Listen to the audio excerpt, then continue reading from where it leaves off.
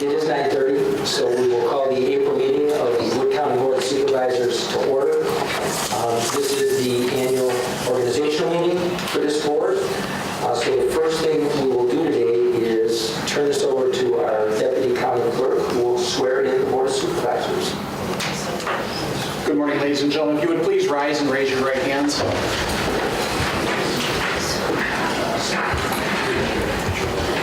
Do you, having been duly elected to the office of County Board Supervisor in and for various districts in Wood County, Wisconsin, do solemnly swear that you will uphold the Constitution of the United States, the Constitution of the State of Wisconsin, and will perform the duties of supervisor to the best of your ability, so help you God? I do. Congratulations.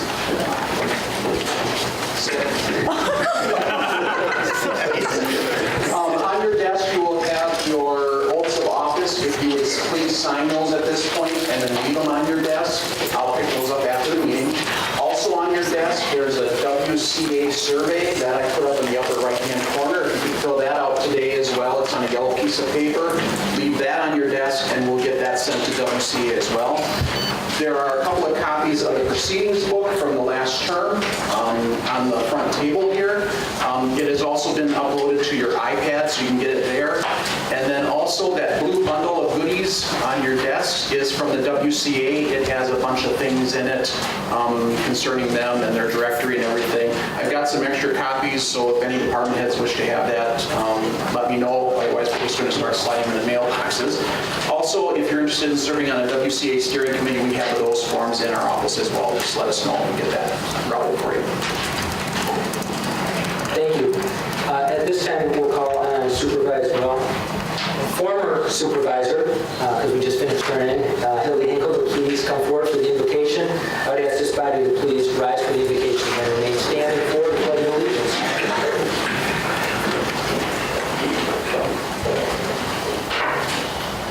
Good morning. Good morning. Let us pray. Heavenly Father, thank you for bringing us safely here and for relief from the storm which you in your wisdom brought. Today, as newly elected and returning supervisors begin their terms, give them patience and wisdom, guide their deliberations and decisions so that they can work together for the good of all Wood County residents. Keep your protective hand over all those who serve this country here and abroad. In the name of Jesus, our Savior, amen. Please join in the Pledge of Allegiance. I pledge allegiance to the flag of the United States of America and to the republic for which it stands, one nation, under God, indivisible, with liberty and justice for all.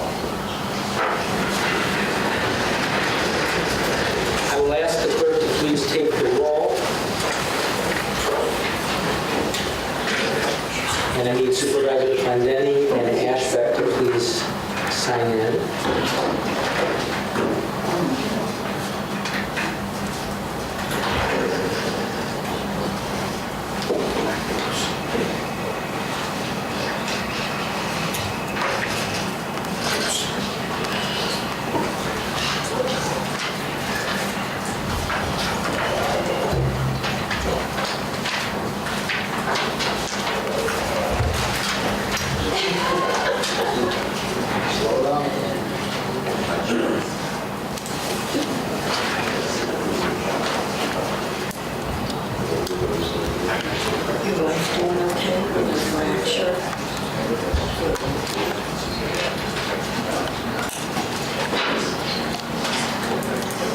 All right, I was pretty happy when we all signed in. Joe, you can sit down for just a minute. With the permission of this body, I'd like to do the acknowledgement and recognition of the two outgoing supervisors before we start this whole process. Is that okay with everybody? Yeah. All right, we're going to do that first.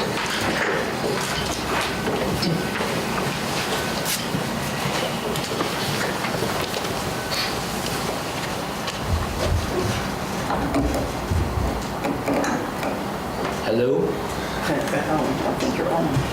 Now it's working. We're supposed to be working. Oh, you just have to. I usually pick this up because I can't see past it normally because of vertically challenged. But today I have the distinct, really honor and privilege to talk for just a moment about two of our long-serving and outgoing supervisors. And I'm going to start with Supervisor Ed Wagner.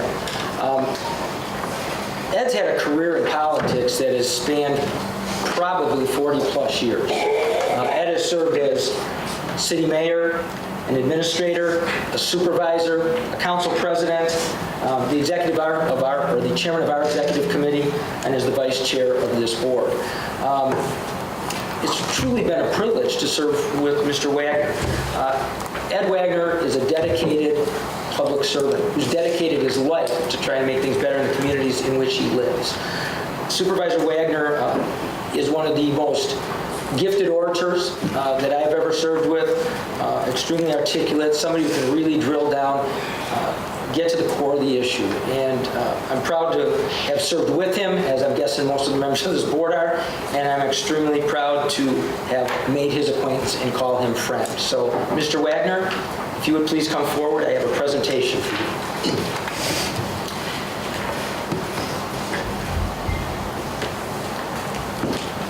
As we make this presentation, I think one of the considerations in all of our lives as we serve in public office is how long are you going to do this and what other pursuits in life carry great interest for you, because that's another direction.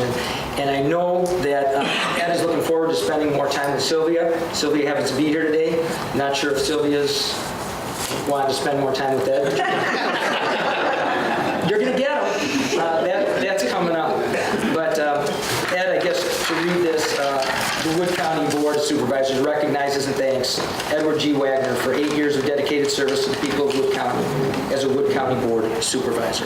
And I cannot thank you enough for that service. If you'd like to say a couple words. Thank you, Commissioner. Thank you very much, Lance.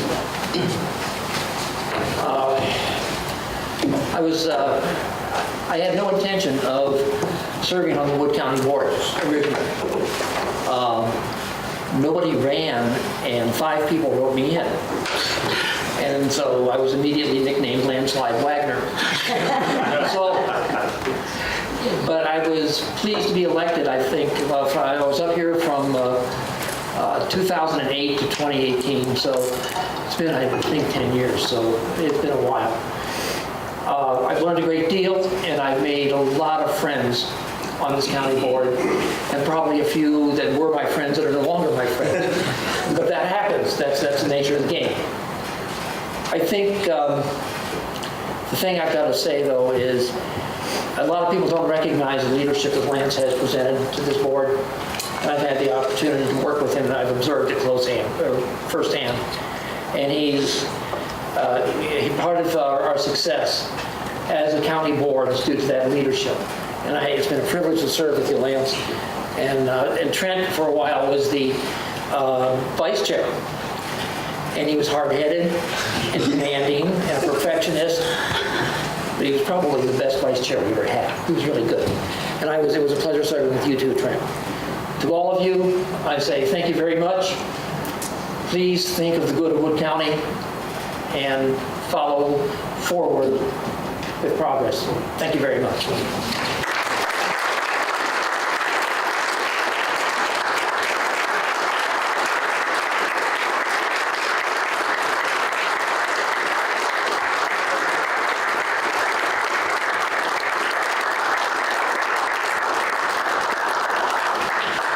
Came to my attention, a couple of them mentioned to me, the minute the election happened, they took away their iPads and their email access.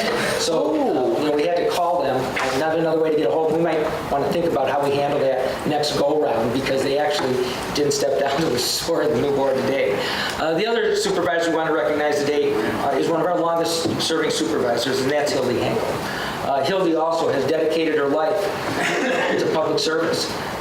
An unwavering dedication to that. And, with the permission of her husband, Mark, who happens to be sitting here too, allowed her to serve probably a couple more terms than maybe he was really on board with right away, because they like to spend time together and be with family.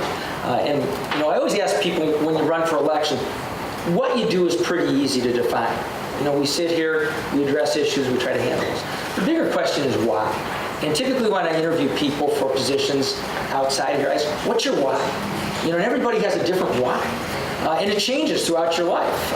When you're just out of college, the why might be, I need to make a living, get out of my parents' house and get by. And by the time you're in your 50s 50s and 60s, that why changes a little bit. But for Supervisor Henkel, I think she could always answer the why. The why is maybe change focus a little bit, as she'd like to spend a little bit more time with family, with grandchildren, as they have arrived. And so, Hilde, if you'd come forward, I want to thank Hilde Henkel for 18 years of just dedicated, unwavering service to the citizens of Wood County. She has served in the capacity of committee chairman on a number of occasions. Till just a very short time ago, a couple minutes ago, served as the chairman of our seed committee and also on the executive committee. Most people don't know it, but besides being one of those people who provides guidance, oftentimes mentors new supervisors, to bakes cookies, brings things to meetings, just kind of a sweet person. She's also the toughest person on the county board, and I'm going to feel a little less safe without Hilde in the room, because I know she either is or is just testing for her 7th degree black belt. So I'm going to feel a little less safe without her in the room. And I think she mentioned to me that now there either is or will be shortly 3 generations of 7th degree black belts in her family. So her passion goes from politics and maybe kicking some tail here to doing that at your new venture. So Hilde, on behalf of the Wood County Board of Supervisors, I want to recognize you and thank you for 18 years of dedicated service to the people of Wood County. Thank you.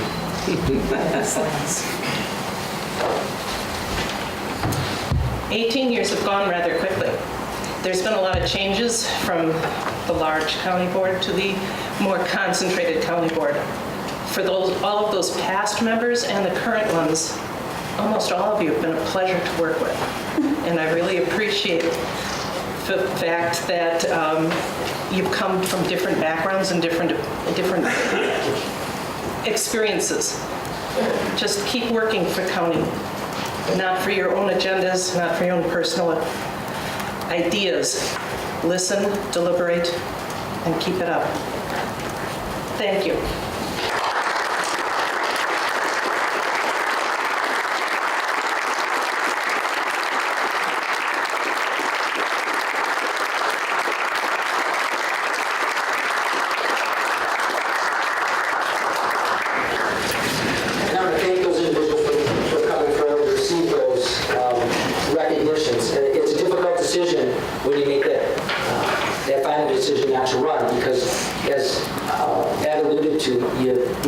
You make friends, and I think one of the great opportunities that all of us have had is we meet people who otherwise we would never have met nor had the opportunity to work with. So I want to thank both of you again from the entire board for your service to Wood County. Thank you. All right, back to the agenda. The next item is the election of the county board chair and vice chair. Talked to our court counsel yesterday, and our previous parliamentarian is no longer on the board. I asked Peter if he'd like to talk about the rules, and he said, not really. Why don't you talk about the rules? So the election rules are generally this, and then if we have to defer to Peter for clarification later, we can do that, but I'm going to just kind of lay this out. Nominations for either the chair or the vice chair office come from the floor. A majority of the votes of those present are needed to be elected to either of those positions.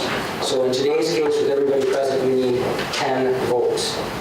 The low vote total is not eliminated from that process at any point in time. They can remain in that election process until such time as somebody gets a majority of those votes. If at some point you couldn't reach a decision, nominations can be reopened. It's done by motion with a second. It is a non-debatable motion. It requires a majority vote, and the result is you would have more nominees in that mix. The selection of a presiding officer, we'll do that in a second, means that that person cannot run for the particular office over which they are presiding that election.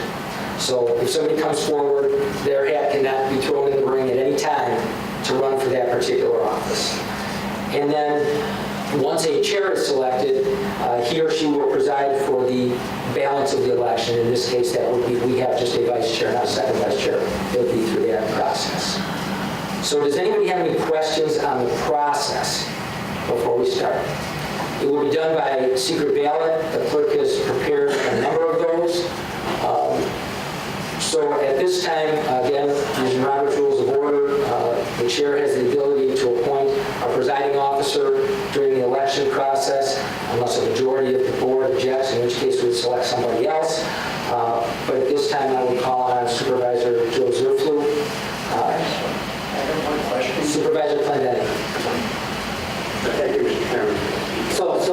So let's say the presiding officer is going to be a member of this board, and somebody nominates that person to be it, and that person accepts it. So what would you do in that case? And I have had it happen. Let's go to the chair's election specifically. If the person who's presiding at that time, he cannot accept a nomination nor run for the office of chairman. At that point in time, after the chair is elected, whoever he or she is, they will come forward to preside. From that point forward, I guess the chair's not going to run for vice chair too. That person can then run for that office of vice chair. Does that answer the question? Yes. Supervisor Wagner. Thank you, Mr. Chairman. I think you already said this, but I'm going to say it again. If the person from the board who steps up there, I don't know how long this process is going to take, wouldn't it be better if our corporate counsel would, I would respectfully request that he oversee this whole process. Otherwise, we're eliminating one of our 19 supervisors as we go through chair and vice chair. We're only eliminating the supervisor for the position of chair. Right. Because the nominations and the presiding officer would not be that person going forward, if that answers that question. I asked this to the corp counsel yesterday, and he kind of shook his head and go, yeah, I really don't want to do that. I might normally have a county deputy clerk handle some of this while the clerk is here, but our county clerk is out on medical leave today, so we have one person up here to be able to record. So are there more questions or another way that, I mean, it's a majority vote on who you want to have preside over the process. So I guess I will frame it as a question. Joe Zurflu has indicated to me ahead of time that he has no intention of seeking the office of chairman of the county board. With that said, and that's your understanding, Supervisor Zurflu? Yes, sir. With that being said, is there objection to Supervisor Zurflu presiding over that part of the meeting? Supervisor Clendenny. I would just like to say, being 28 years on a county board, this is the first county board I've ever seen that has a member of the board taking the ballots. The last election we had, there was 2 members of the board. Not that dishonest or anything, I don't think to the public that looks good. I think any department head out here or anybody else besides a county board supervisor collecting the ballots, taking them to wherever they take them or it takes them, and counts them. This is the first time I was shocked the last time this was. I don't think I spoke to that part at all at this point. No. This was strictly to open up nominations and take nominations. The ballot count would actually be done by whoever the presiding officer appoints as ballot clerks, and that is also subject to approval of the board. Is that better clarified? Yes. Supervisor Clendenny? Supervisor Zurflu. Thank you, Mr. Chair. I think because of some of the comments made here, I respectfully will withdraw wishing to run the election for chairman. And I just had a talk with our illustrious corporation counsel. He did not like what I had to say, but I highly encourage him to run the elections for the chair's position, if that's okay. I think it's okay. I don't think it makes a difference. That is also an allowable person under typical. That's perfectly allowable. I don't know that anybody would have any objection except for Peter and Seth. Just for the sake, Mr. Chairman, we can get this going. I didn't expect this much conversation at this point. No, and typically the vice chair runs in most county board rules, the vice chair runs the election during that process unless the vice chair is seeking the office of chairman. goes forward. Does anybody have objection to Corporation Cass and Holtz handling the nomination process for the office of chairman? No. I have no objections, Peter, so I'm going to ask you to please come forward to the microphone.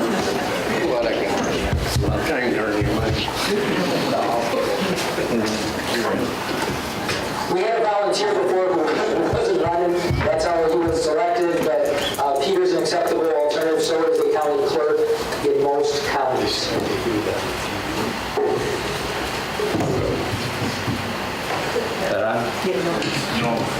Have to get closer to it. The green light on? Yeah, lower yourself. Just use your lawyer. It's all done. Okay, thank you. Nice to know I've been found acceptable. That's the pinnacle. I'm at the top. You're not running for chair, are you? Okay, thank you. Thank you, Mr. Chair. So, without any further ado, are there any nominations for the chair of the Wood County Board of Supervisors? I nominate Lance Butler for chair. We have a nomination for Lance Plemmel. Supervisor Zerfler, you were going to nominate? I second that, even though we don't have to. That's right. All right. Any further nominations, Mr. Curry? Nominate Supervisor Doug Machon. Doug Machon. And again, these do not need seconds. Are there any other nominations for the county board chairperson? Any other nominations for the county board chairperson? Supervisor Rozar. I will move the nominations be closed. And so, there being no other nominations, the nominations are closed. It would take a motion, as we heard earlier, to reopen and a second to that motion without debate to reopen the nominations. So with that, I'm going to ask for some assistance. Did you want to provide that assistance, Trent?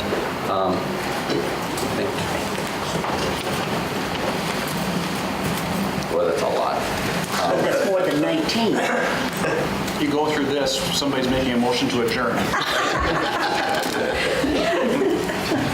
So these are secret ballots, so after you write who you're going to vote for on there, I would ask that you fold it in half and then return it back to the aisle. And Trent and I will pick that up.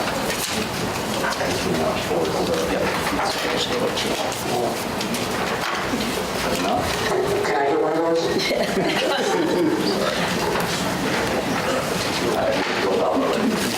Trent, did you have to put these on the back of spay and neutered dogs? Only if you want it spayed or neutered, I guess. My 6 cents. Or thanks.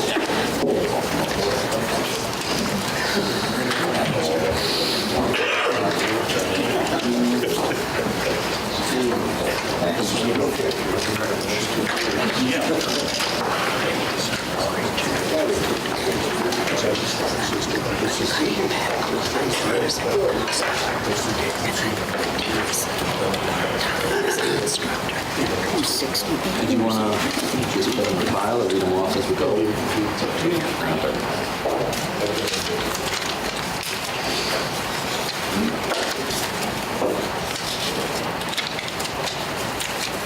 After we do this, let's go through them and make sure we've got the right files.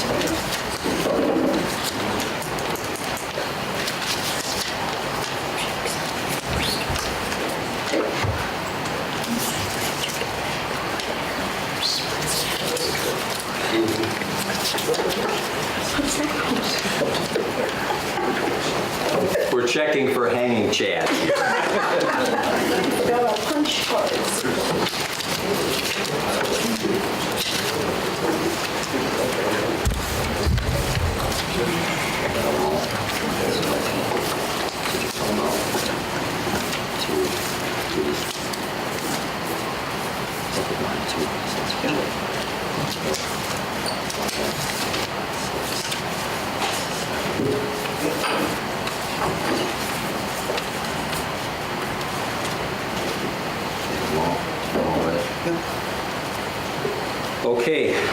So we have 10 votes for Supervisor Machon and 9 votes for Supervisor Plimmel. Supervisor Machon is now the chairman of the Wood County Board.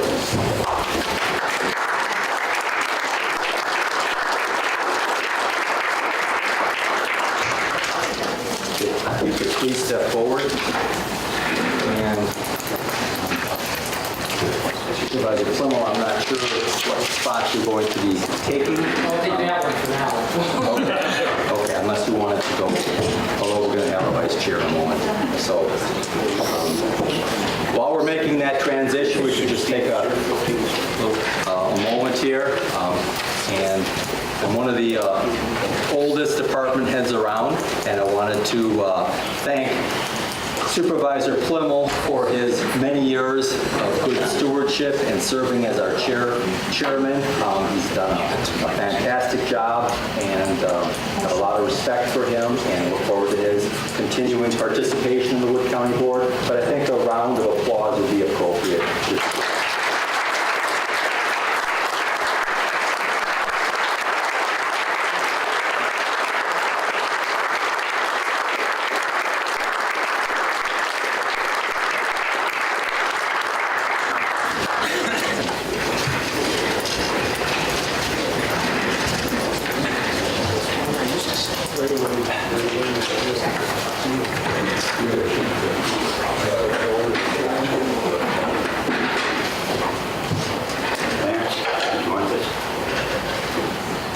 Let's leave it up there for now, so I don't disrupt.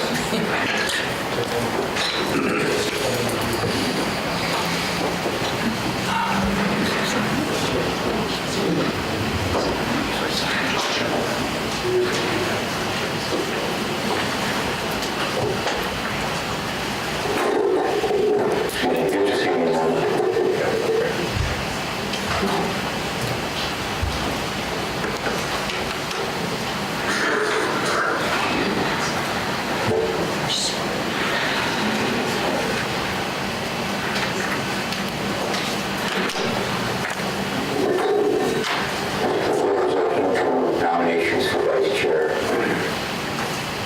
Supervisor Henkel. Nominate Brad Hamilton. Supervisor Wagner. I nominate Bill and Dennis. Supervisor Henkel. Nominate Donna Rozar.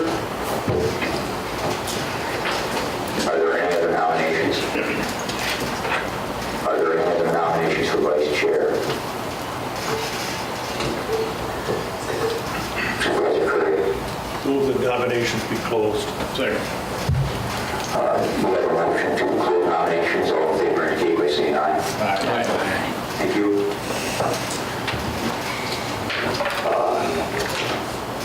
We have to appoint an election. Peter, will you do this again here? I'm assuming that it just carries over to the next election, or? Thank you.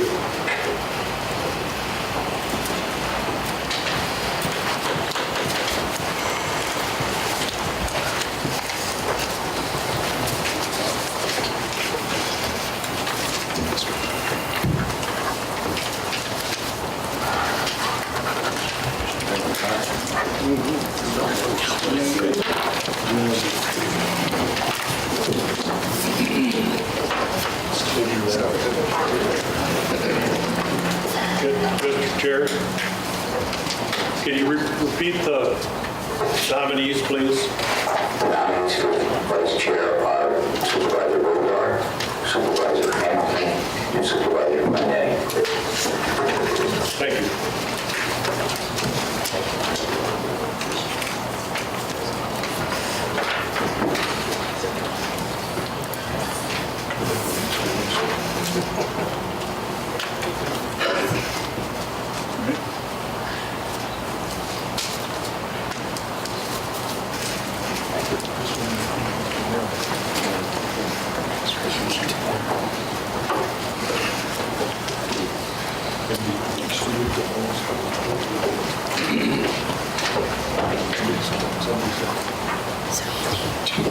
So we may go to a second now.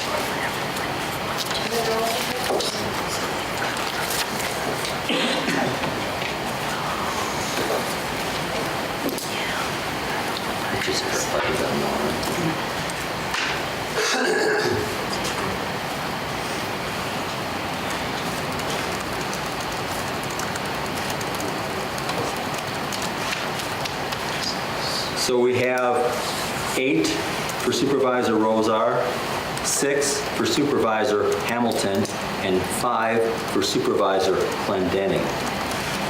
So that's what we have, Mr. Chairman. So is my understanding, correct me if I'm wrong, that we do the reballoting again one more time? Okay. Mr. Chairman, I will withdraw my name and give my support to Brad Hamilton. Okay. Supervisor Hilde. Mr. Chairman, I take objection to a fellow supervisor campaigning for another individual. He can withdraw, but it's my understanding he cannot make comments like that. Thank you. Take away my birthday. Take away my birthday. Okay. Take away his what? His birthday? The nominees are now Supervisor Rozar and Supervisor Hamilton.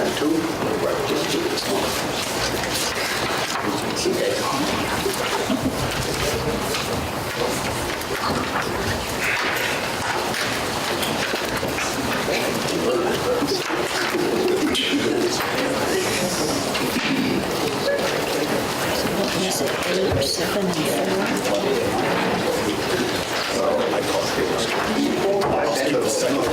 8, 6, 4? No, that would be, I think it was 7.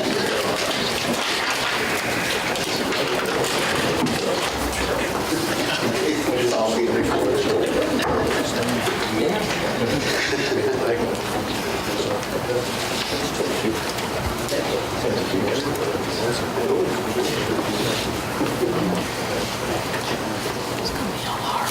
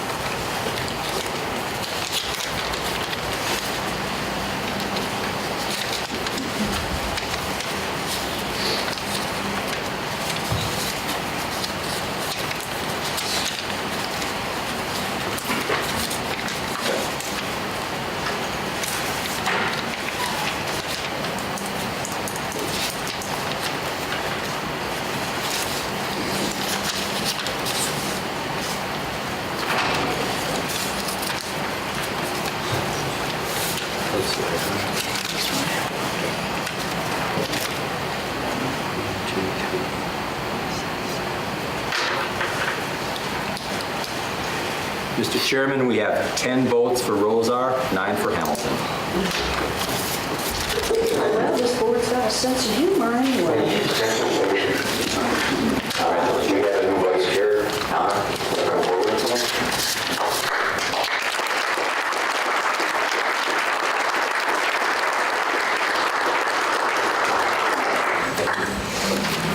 Just gonna shake your hand.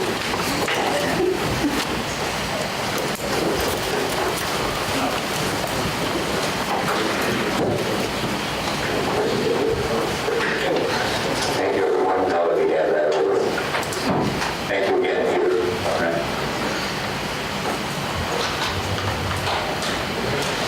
Moving on, we will dispense with the reading of the minutes from the previous meeting. Could I have a motion, please? Supervisor Hamilton? Second. Supervisor Latham? Is there any discussion, corrections, or additions to those minutes? If not, we have a motion on the floor to accept those minutes and seconded. All in favor, or we vote on that, we'll take a voice vote, as we usually do.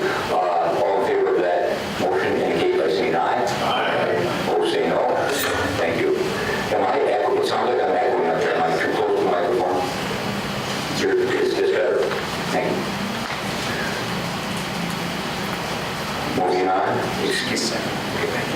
Okay, sure.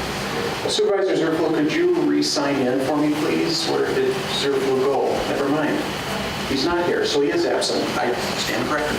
Sorry, Mr. Chairman. I just saw him in the hall. That's fine. Carry.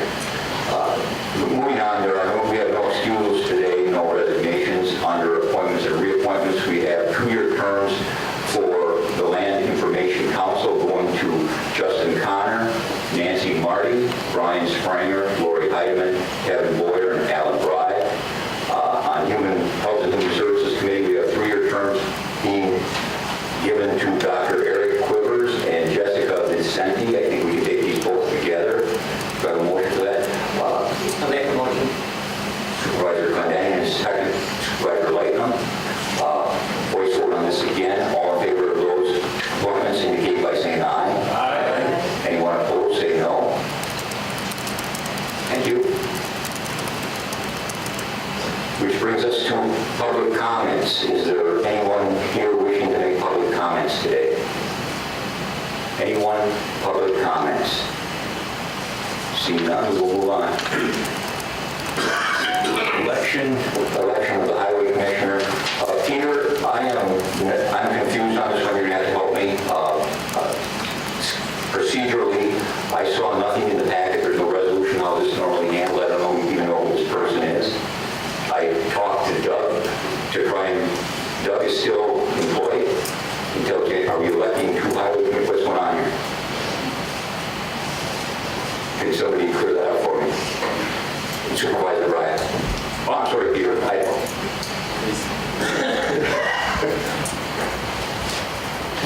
Thank you, Mr. Chairman. Doug is retiring as of July 5th, so we started the search thinking it might be a hard find.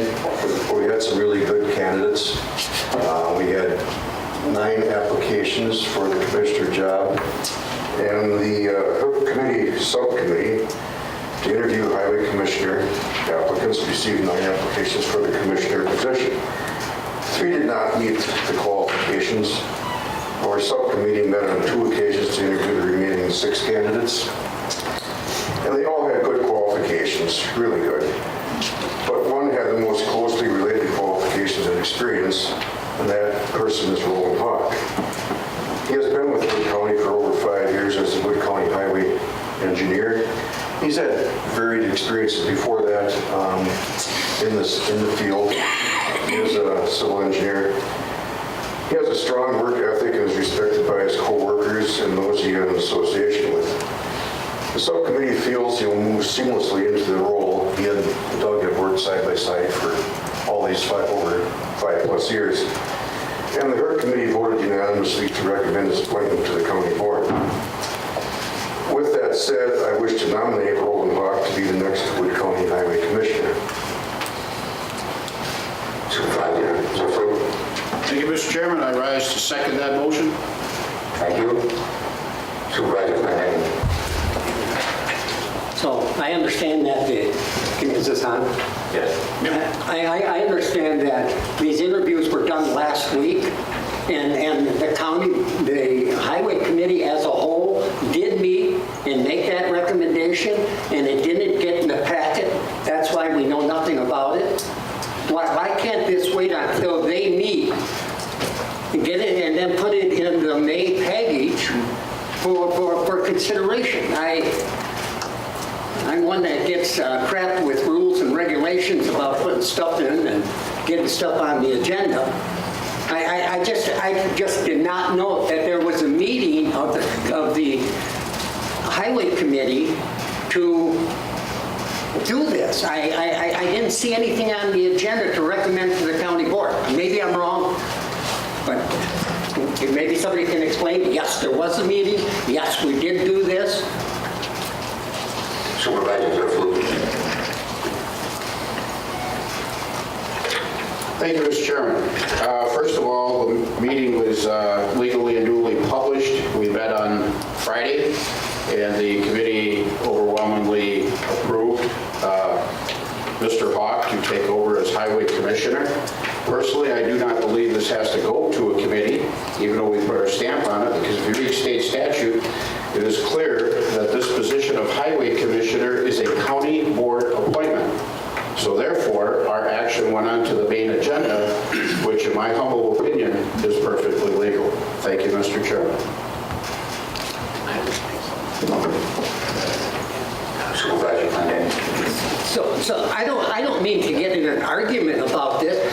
Show me in my packet where it says that you met. Show me that there's a resolution recommending that the county board pick this person. I have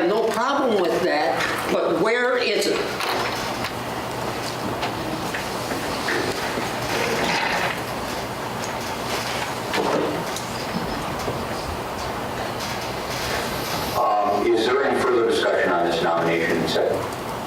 Supervisor Bryan. Thank you, Mr. Chairman. Trent provided us with information of how Doug was elected to the same position 10 years ago, and it is a statutory regulation. We went by the statute, same as we had elections today. I guess I can defer to Peter if there's anything further to explain. Peter, do you have anything to add?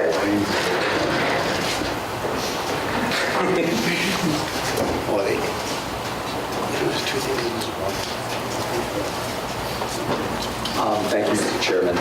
My question had to do with taking up from what Supervisor Clendenning was saying is not so much the procedure that the committee used to make its selection. That makes sense. This is another department head, just happens to be elected by the county board, whoever you're recommending, but how it was included in the packet. And that's what I was understanding Supervisor Clendenning to say, that we don't have any minutes and we don't have a resolution. I don't know if something is in the packet with regards to this or not. If there is, then we're good to go to proceed with regards to that motion that's been seconded. If it isn't in the packet, then we're probably pursuing a violation of the open meetings law. I hate to say it that bluntly, but then it probably should be put in the packet. It doesn't hurt to have, sorry for that. But that's the way I see the issue being framed here and the one that's before the board. So if it's in the packet, and Trent would know that, or others of you probably would, then we're good to go. If we're not, then we're not good to go. Mr. Chairman, if I may. The meeting was held on Friday, and as you know, all the county board packet materials has to be in our office by 2 o'clock on Wednesday, so that meeting was held after that point in time. The packet had already been published, done, everything was done. So we knew this election was coming up, that was the plan, so we put it on the county board agenda, but those minutes were not available to be put into the packet. They weren't in the slot at 2 o'clock on Wednesday, because the meeting hadn't even been held yet. So is it listed on the agenda somewhere? Mr. Chair, Peter, it is on our the county board agenda under acknowledgements and recognitions, election of highway commissioner. Sorry, I didn't see it there. Then there's no open meetings law issue here. My apologies. Go ahead. Supervisors are correct. Thank you, Mr. Chairman. I hear the discussion here. I would, and I've used the word loosely, I would assume that Mr. Hawk will take over on the retirement of Doug Mazanow, July 5th. I would assume that as well. Al? Thank you. Yes, he will. We wanted to see a seamless transition, and we started a couple months ahead of time in case there wasn't one from the county who could just take right over. And we discussed maybe, for someone from outside the county or in a different position, it might take 2 to 4 weeks to get them up to speed. The fact that Roland has worked with Doug for these 5+ years, they both and we agree that there'd be a seamless transition. So that was part of one of the factors in picking Roland. And I guess, are there any more questions along this line?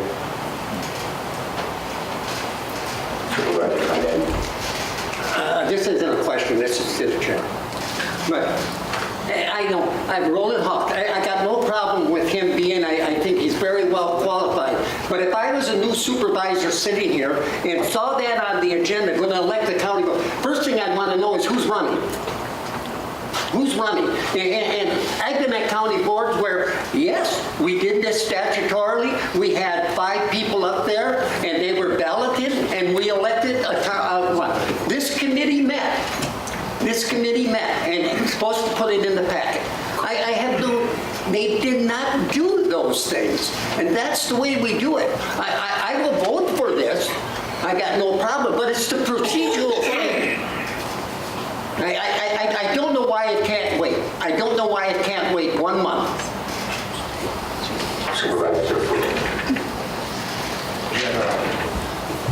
Bill's shut me off, Mr. Chairman. Now I'm going to pull his chair. Thank you, Mr. Chairman. I respectfully ask the chair to close discussion because we're starting to slide down the slippery slope. Corporation Counsel said that we're good to go, so it's your decision to move it on. And that's exactly what we're going to do. We have a nomination on the floor, and second, to elect Roland Hawk as our next highway commissioner. All those in favor indicate by saying No, vote the board. you don't want to do this for the board, but I understand that, correct? Vote the board. Okay, we will go to the board. No, not yet. Okay. If it was on the agenda, you could get it up on. Okay, we will go to the board. We have a nomination on the floor and seconded to elect Roland Hawk as Wood County's next highway commissioner. Please vote.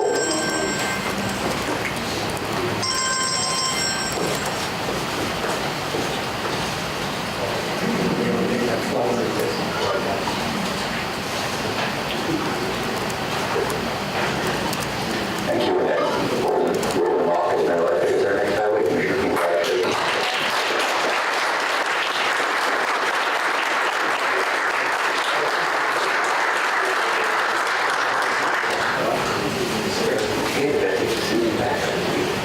If he wants to say something.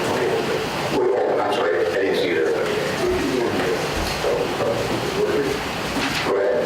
I'd like to thank the supervisors and the HERT committee for selecting me. I especially want to thank Commissioner Pazanoff for nearly 40 years of service to the Highway Department. He has brought this Highway Department a long way in the years that I've worked with him, and I feel especially proud of the folks he's brought around to work with me now. I know that there was a number of folks internally that interviewed great candidates, working with them and keeping our momentum going, and I believe that you'll be happy to see me serve you and work for the residents of Wood County. Thank you.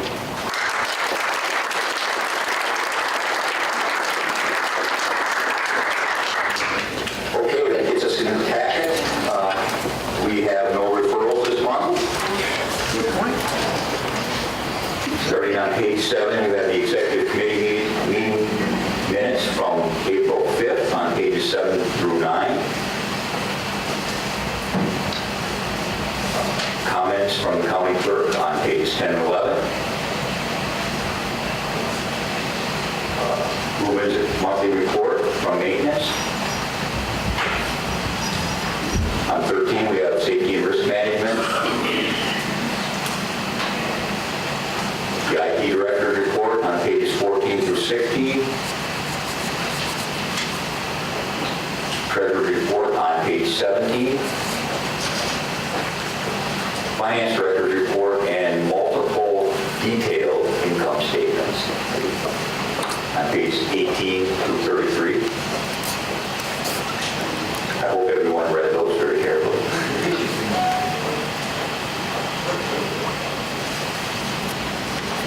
Pages 34 through 38, we have the Human Services Director or Human Services Department report, multiple reports. Which brings us to our first resolution from the Executive Committee. I will ask the clerk to read that. This will be Resolution 18-4-1, to amend the 2018 maintenance budget for a build-out in the southwest section of third floor river block that was unanticipated during the original budget process. Fiscal note, no cost to Wood County. The adjustment to the budget totals $106,000. You've heard the resolution. Is Supervisor Hamilton? Motion. Is there a second? Supervisor Bryan? Is there any discussion on the resolution? Seeing none, I would ask you to vote.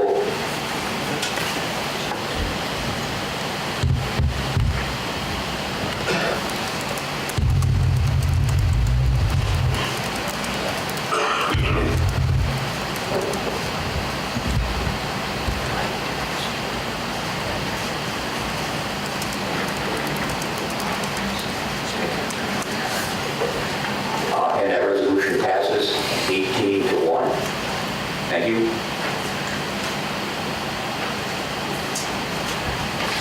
which takes us to our second resolution from Health and Human Services and Executive Committee, and I will ask the clerk to read that.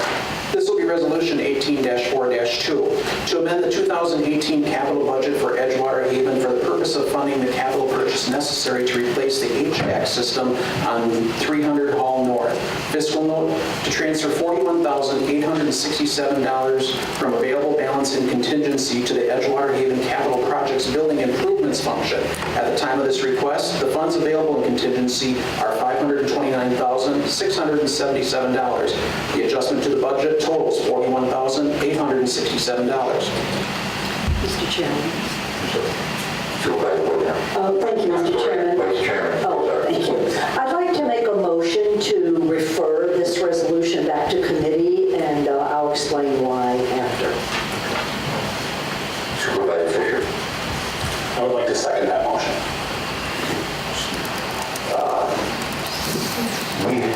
Supervisor Clinton. I find this unusual. I would like to know why you want to send it back before I vote on it. So when's the secret going to come out?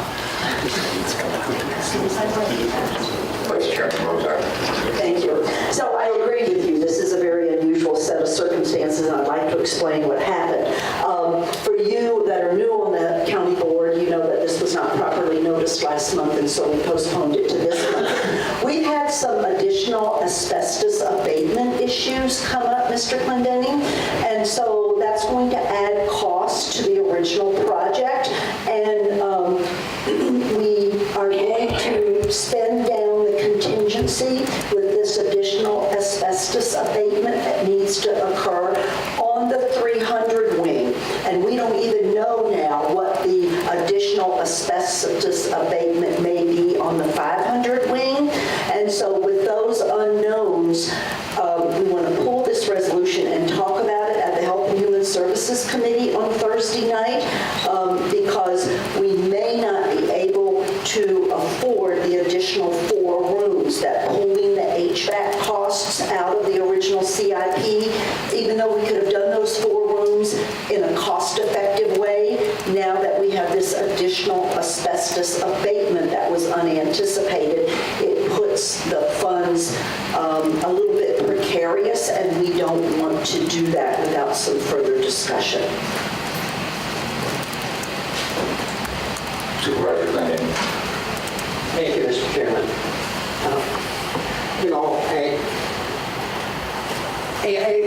One of the things is that this was tabled to come back at this meeting. So we didn't act on the table, we made it like it was a new resolution. So I suppose that's why it was. But I voted last time to table it. I know there's additional cost, but I would have liked to act on that resolution that wasn't timely in the package, or we didn't have enough information, or it wasn't clear. And it didn't come back to us that way as a tabled resolution. I know there's additional things. I think it's fishy that there's additional things. I got my reasons why I think this was being investigated. I think we should get on with it. So I am voting no against this. Thank you. I will speak to that then, Mr. Fisher. Supervisor Fisher.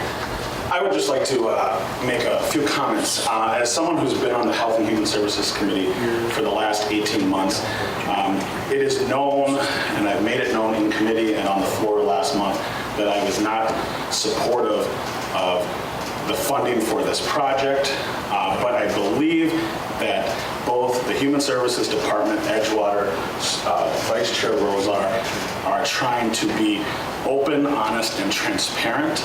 And I believe we need that as an honorable thing, and I believe that the honorable thing to do is to table this, find out what the cost is actually going to be, bring it back if we choose to do that, and then vote on it at that time with concrete numbers. I think that is best for the taxpayers of Wood County.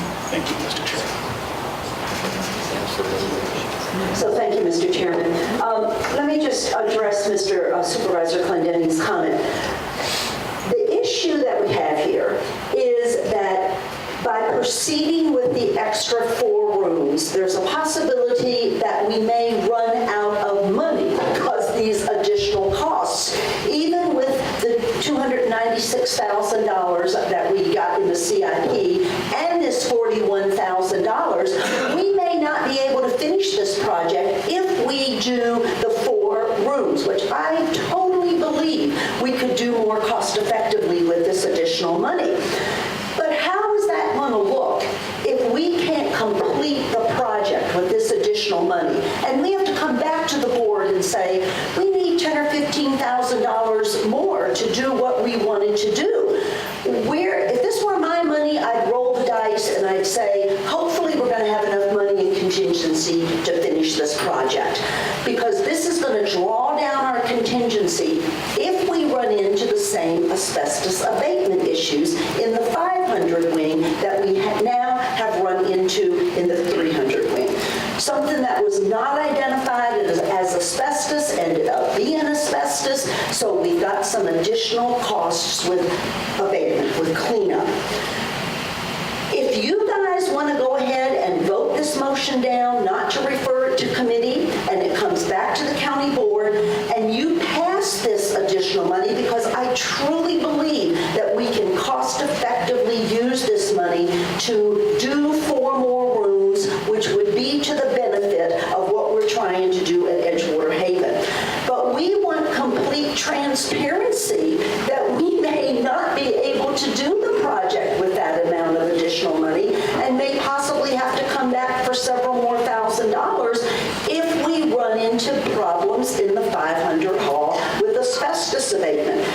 Mr. Clendenny, I totally agree with you. I think this is a wonderful investment of this $41,000, but there are just too many unknowns right now, and I think we'll know more at next Thursday night's Health and Human Services Committee meeting about where we're going to have to go with additional costs because of unidentified asbestos that now needs to be abated. And if this board elects to pass this resolution, please know that we want it to be with full transparency that we may run out of money if we run into additional costs. And so as long as this body is comfortable with that, I just don't want to be screamed at as the current chair of the Health and Human Services Committee that we were not upfront with what we may be dealing with here. That's my comment. Supervisors, your food. Thank you, Mr. Chairman. I would like your permission to go off table. I would like a little information from maintenance, from Ruben on this, because right now I'm looking at, well, why can't we approve this resolution? And if you need more money to get rid of asbestos, you have to come back to the board again. I mean, that's perfectly transparent too, but if you would up or down my request. With the board's permission, do we have room to speak to this? Anyone want to oppose that? Ruben, you're on the floor. Either way. Thank you, Mr. Chairman. Thank you, Mr. Chairman. So, I guess a little bit of background on this. The additional asbestos that we found was a surprise to everybody involved in the project there. There has been a lot of testing done at Edgewater in the past. There was known materials prior to this project that were scheduled to be abated. During the pre-bid walkthrough, there were 2 abatement contractors that came through. They knew the scope of the project. They knew what they were scheduled to remove if they won the bid. As we proceeded with the project, there was the hallway ceiling that was demolished and removed, and it was not identified to contain asbestos. Right now, there is a question about that material. There is evidence that it did contain asbestos, and so we are currently in the process of tracking down more information regarding that material, where it ended up with, within the, it's most likely in the landfill where it's an approved site to receive asbestos, but we're looking through those details and we're gathering more information. What we do know at this point is that because of the concern that we have that it does contain asbestos, there is additional cost cost for the abatement contractor to come back and to do some extra cleanup to ensure that we are keeping the job site safe. So there's been air quality testing inside the facility and in the work zone. Both areas have been tested to be safe and in compliance with OSHA regulations. That's good news. So we're looking at approximately $24,000 of additional cost that wasn't planned at the beginning of the project for this abatement and cleanup. If this had been identified prior to the project, we believe it would have been a similar cost. We don't know how much different it would have been, but it still would have been there. So we're working through the details. As we get more information by the meeting next Thursday night, we'll have more of that information as we continue to work through this. If there's any further questions, Mr. Chairman. I guess I'll ask, does anyone have any questions for Roland at this time?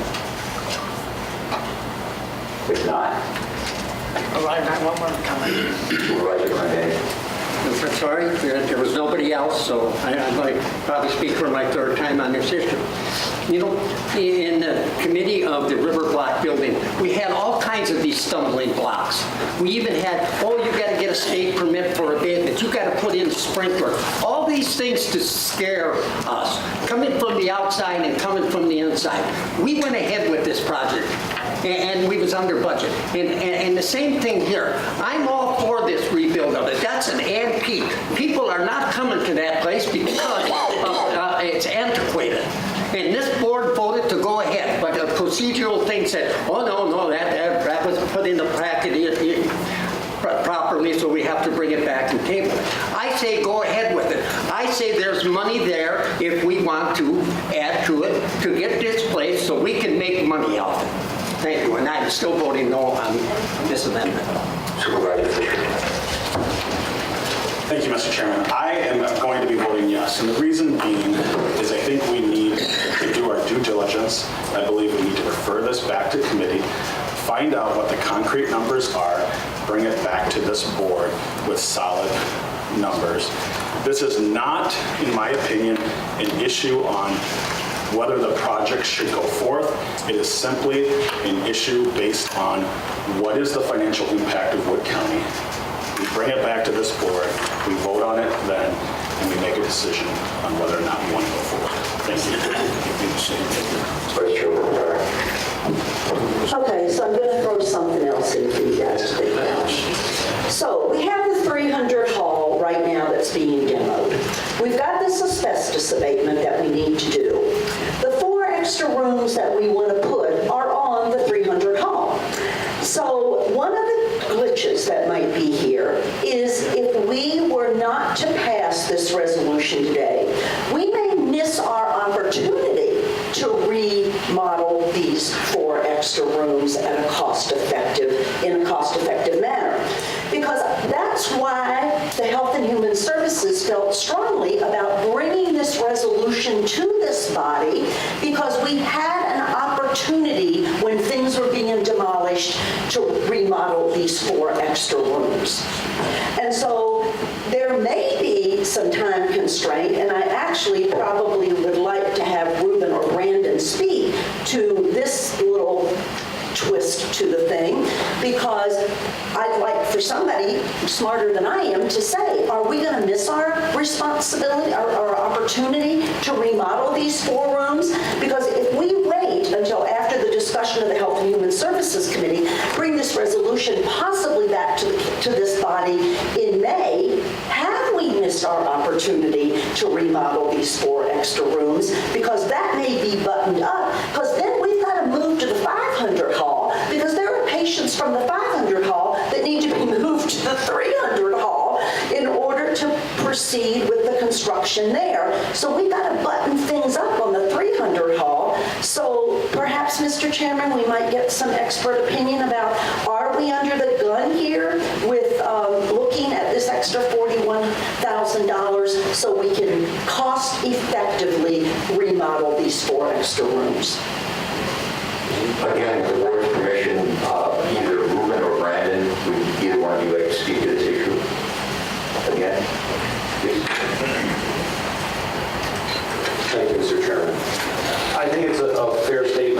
say that if another month goes by prior to this additional money being approved, it's not going to be an easy task to do those additional 4 rooms, simply because by that time, we'll be nearly done with most of the work in that area, and we will be looking to move to another section of the building because there is this domino effect. So if we're going to do this and do the additional 4 rooms, now is a great time to do it, because it won't cause any additional delays of finishing the 300 wing to bring occupants into that area to then begin remodeling the other part of the building.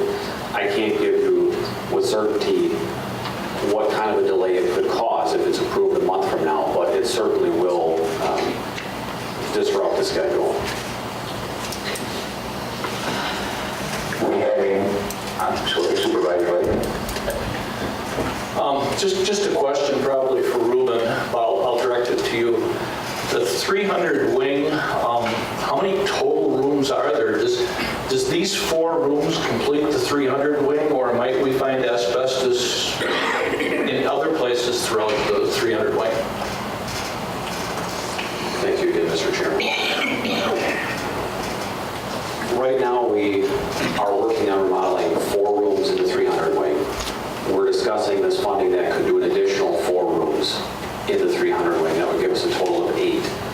I believe there are a total of 17 resident rooms in the 300 wing. Okay, that's correct. So we would be nearly half done with those rooms. The 3 newest rooms on the end of the wing are new enough that there will be no issue with additional abatement requirements. One advantage we have moving forward is now these materials that were not identified previously through the site visits and testing, we now know where they're located, so we can plan ahead a little bit better in the future. But I guess, hopefully I'm not missing your question here. Does that answer it? I saw asbestos abatement in the middle school in Coosa. The asbestos was throughout the whole structure. And so my thought is the 300 wing was probably built all at one time. It's probably loaded with asbestos. So if you subtract 3 rooms from 17, you're left with 14. How many rooms are we currently working on?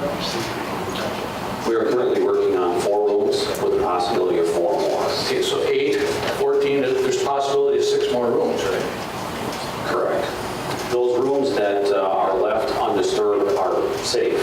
The only issue that we have with this material is when it's disturbed as a part of remodeling, if it's demolished or removed, things of that nature. So that's something that we're keeping a very close eye on with the teams that we're working with on this issue right now.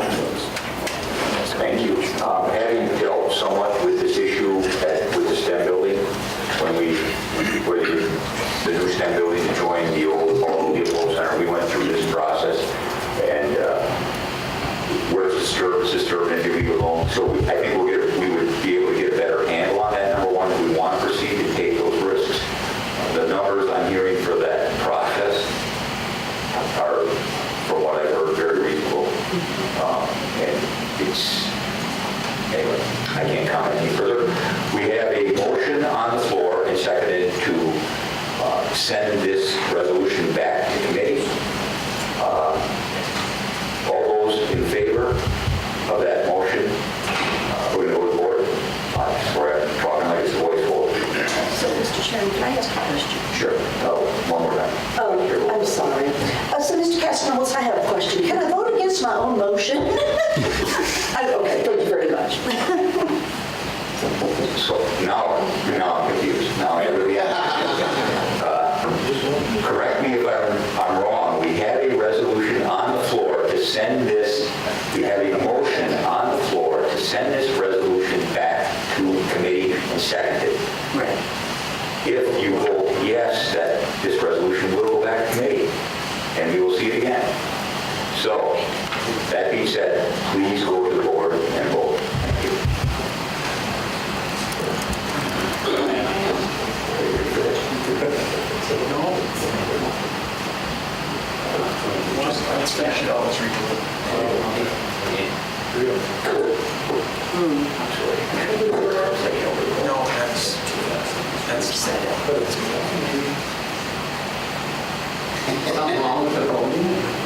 Zaleski and Fisher have not voted yet. I'm absolutely on that. If you have to correct it, they will not be announced. Okay, so this is what happens when we start voting before the little green light comes on. Those that voted no actually made themselves absent now. So my suggestion, Mr. Chair, is let's just finish this out. I'll zip it out of here, and then we'll re-vote on the board so we have the results on file. So if Mr. Zaleski, if you would please vote. There, okay, I'm gonna get rid of this one. Now, blessed misery, I did it again. Make themselves present. I didn't give you time to make yourself present. Let me see if I can do this here. Let me cancel it. Yes. Okay, Mr. Fire, Mrs. Holkamp, and Mr. Zerflu, if you would please make yourself present by pressing yes and confirm. Okay, now I'm going to go. Go. We can start again. Go. Please vote. Thank you for the chastisement, Mr. Deputy Clerk. And that fails, so we will vote on the resolution. So, Supervisor Rozar. Oh, I'm sorry, Vice Chair Rozar. I don't think we actually got a motion for the resolution because I made a motion right away to refer it. So do we need a motion for the resolution now? Yeah, we don't. Yes. Supervisor Henkel. Yeah. I haven't done this yet. You had to have it on the floor before it could have been referred to. Oh, so we should So have. somebody, trying to get that up, you didn't? What I had was, as soon as I read the motion, the chair recognized Vice Chair Rozar, and the motion was to refer it back to the committee before it was introduced onto the floor. Then you have to, it should have been, we're fine, should have been done first, and then back. So we're okay? So we will reintroduce the motion, or the resolution, I'm sorry. So, I'll read it again, Mr. Chairman, if that's okay. This will be resolution 18-4-2 to amend the 2018 capital budget for Edgewater Haven for the purpose of funding the capital purchase necessary to replace the HVAC system on 300 Hall North. Fiscal note to transfer $41,867 from available balance in contingency to Edgewater Haven Capital Projects Building Improvements Function. At the time of this request, the funds available in contingency are $529,677. The adjustment to the budget totals $41,867. Supervisor Zerflu, is there a second? Supervisor Hamilton? There's a motion on the floor and seconded to approve the resolution. Is there any discussion? Vice Chair Rozar. Thank you very much. So I just want to reiterate, and that was an excellent discussion, even though the parliamentary procedure may not have been correct, it was an excellent discussion. So I want to reiterate the fact that we are completely transparent about the fact that we may run out of money and have to come back to this body for some additional dollars to complete the project. If this passes, if this resolution passes, we're going to be kind of rolling the dice in a little way to make sure that we don't run out of contingency money, okay? I think Brandon told me last night on the phone that if this resolution passes and we move into the 500 wing, it may only leave us with $10,000. Oh, am I misunderstanding that? Why don't you stand up? I will give you a minute. But I want to just say we may run out of money, okay? So if we have to come back to this body for some additional dollars, we don't want to be chastised. We want to be supported. Maybe Brandon. I heard you, Brandon. Do you want to speak to this? Does the board want to hear from Mr. Roland on this issue? No. Let's vote. Okay. There is a motion on the floor seconded to approve the resolution. We will go to the board and vote.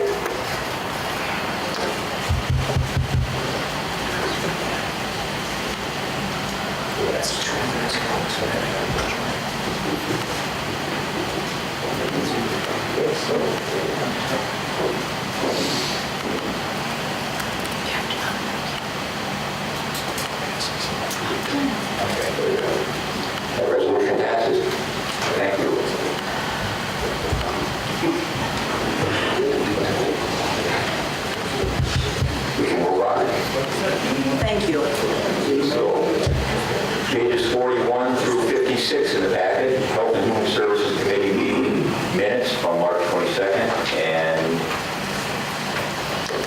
including the health department reports, etc.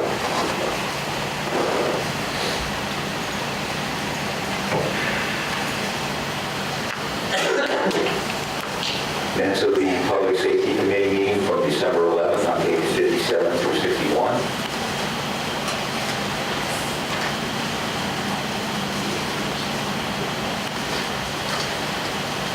Public Safety from January 8th on 62 to 65.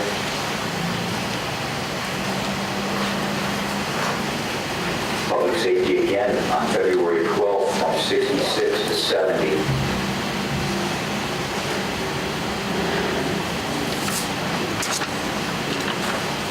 Once more, Public Safety from March 12th on 71 through 74.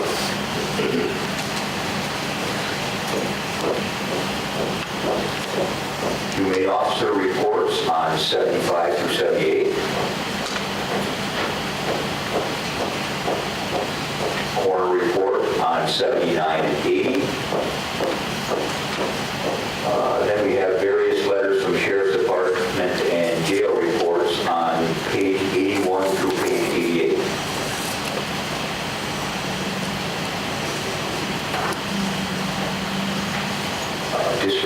Dispatch report on 89. Seat minutes and associated reports on 90 through 116.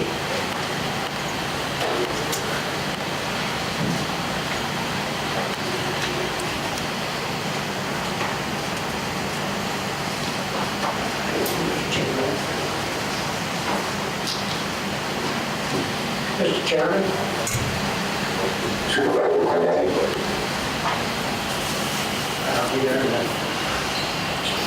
On page 90, on page 93, I'd like to go to page 93. And it goes down to motion by Adams Fisher, Wood County, they have no Wood County staff. I'd like to address that issue. It concerns the water issue in Wood County. I would like this board to know that in 2013, I was appointed by a legislator, Representative Crew, to be on the Waters Committee for this area because counties and the state was talking about water issues. It included high-capacity wells.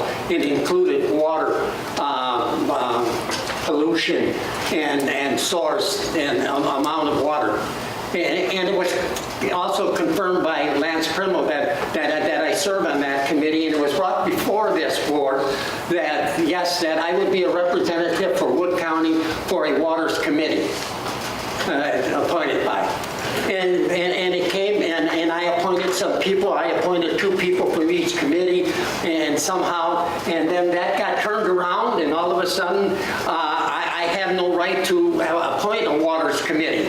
This is not a committee that, such as Black Lives Matter or Liberal Lives Matter. It's not that organization. It's not that group. This is to bring attention of what the water resources are in Wood County to a state organization of this. Because what has happened in the Seed Committee, now this is conservation and water, and the Water Committee for Wood County voted not to have any participation in the Central Wisconsin Water Committee. I think that's terrible. I think, and most of the counties, when I go to a lot of meetings. I'm not bragging, I'm probably complaining the fact that I go all over this state about water meetings. I'm not an anti-cable person. I'm not I'm for safe water and clean water because I lived in Washera County where these lakes are drying up and contaminants in the water. And I'm going to repeat it again. When I was going to high school in Plainfield, there was a sign up said, pregnant women and children under 12, please do not drink the water. That's because there was nitrates in the water, not only caused by farmers, but by people that don't know how to fertilize. And I know a lot has changed. And so I would like, this motion here, I think is terrible.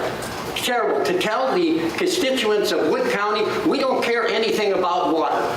And that's basically what it is. It's an argument that I've been, I believe, 14 years, maybe even longer on this county board, and it means a whole lot to me. I'm passionate about this water, and I would like to know what I can do that they do not enact this. I don't think the Waters Committee or those people on the Seed Committee have a right to discontinue participation of any supervisor or anybody to not deal with water. I've been appointed, and the committee still goes.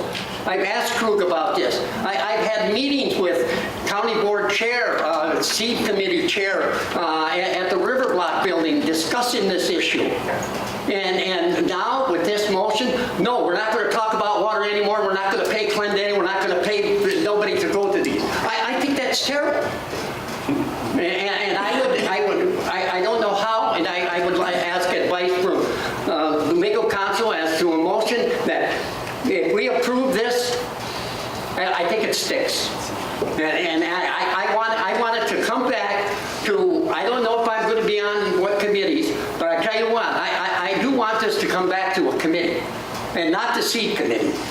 I do want this to come back to the committee because I'm still on this committee. So if I could just add, I don't know what to say to not approve this. This is coming before the county board. And if you agree with this, you agree with nobody being paid for the Central Wisconsin Waters thing, or even having the committee. Thank you. Vice Chair Rozar. Thank you, Mr. Chairman. I would just like to know the definition of Wood County staff. I see that the motion says motion for Wood County staff. Does that include supervisors, or is that only full-time staff? Because the motion doesn't say that county board supervisors not be involved. It says Wood County staff, and I guess I'm looking for the definition of that. You know, I was at this meeting, and I asked after the meeting to a person that was at the meeting, and I did not get any of those answers. But what makes the difference if we consider staff just the Waters Committee or that? This, in my opinion, of course, is saying we in Wood County don't care about water. We do not care about water, and we don't want it talked about even in the Waters Committee. And in the Judicial Legislative Committee, we have a delegate to that. And yes, that person is paid a per diem. And I go to it representing, which this committee set up in the Seed Committee, that communities get involved in this. So Grand Rapids has people coming to this. There's many organizations we've had as many as 20 people at these meetings. But this is going to stop that, and I would like a definition of, if this goes through, if you people are fine with it, then I guess you don't want anybody dealing with water in Wood County. If I may, maybe cut this short and get to the point. It sounds like Supervisor Clendane is looking for some probably statutory advice here. Is there a recourse for this? To make it short and sweet, is there a recourse for this action in that committee or another committee or some way to readdress it? Mr. Chairman, I think it would be appropriate to pursue Bill or Supervisor Clendane's line of thinking if he wants to make a motion to refer that issue back to the committee, or if he wants to make a motion to have the board determine that that's not the course that we want to take, and in fact staff can attend those meetings. Those types of motions would be appropriate, and then have the board decide, like it always has the ability to do, to say the committee recommends this, we decided otherwise. So I hope that makes sense. I'd like to make a motion to what he said. I would like to confirm, Peter, in my mind, I think what Supervisor Clendane is alluding to, that if we approve the minutes in this packet, there is no recourse. Is that correct? Okay, if I could just step back a little bit. The county board actually just accepts these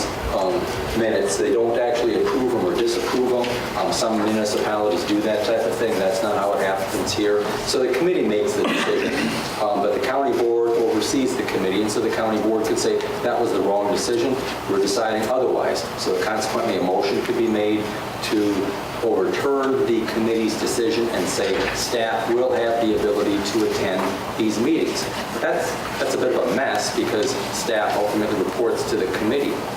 Because you're going to have presumably a new committee, I don't remember who all served on, nobody served on seed, so you're going to have a new chairperson at least and other one or more members of the committee. It's probably the best thing to do is refer it back to the committee for further discussion, and then they can act upon it and then bring it back to the board. So one or the other, either refer it back or make a motion to overturn what the committee did. Hope that helps. I would make a motion to overturn what the committee did. Send it back. And my thought is I would like to see the Judicial and Legislative Committee re-enter into this, because this originally where it came from our representative crew. And that's why I would like it back in that committee, and decisions will be made there, and they will come before this county board, and they can act on it. So my motion is to not approve of this, what was done here, but to refer to the Judicial and Legislative Committee. Thank you. There has been a motion made to not accept, correct me if I'm wrong, not accept the minutes of the seed committee and refer that decision back to the seed committee? No, to the Judicial and Legislative Committee. So if I'm Wagner. So you're looking to overturn the seed action as it relates to the staff having no involvement with the Central Oil Sands Water Group, and to refer this item, I guess I'll call it item, to the Judicial and Legislative Committee. Am I understanding here? Yes. That sounds okay? Is there a second to that motion? Supervisor Holbrook? Any further discussion on that motion? Supervisor White? I think what's really telling here is if you look in that box on page 93 where the nays are, look what Supervisor Curry said. He said it is incumbent on this county to be involved in water issues. One statistic here, Wisconsin has the 11th worst water in the United States. Supervisor Curry?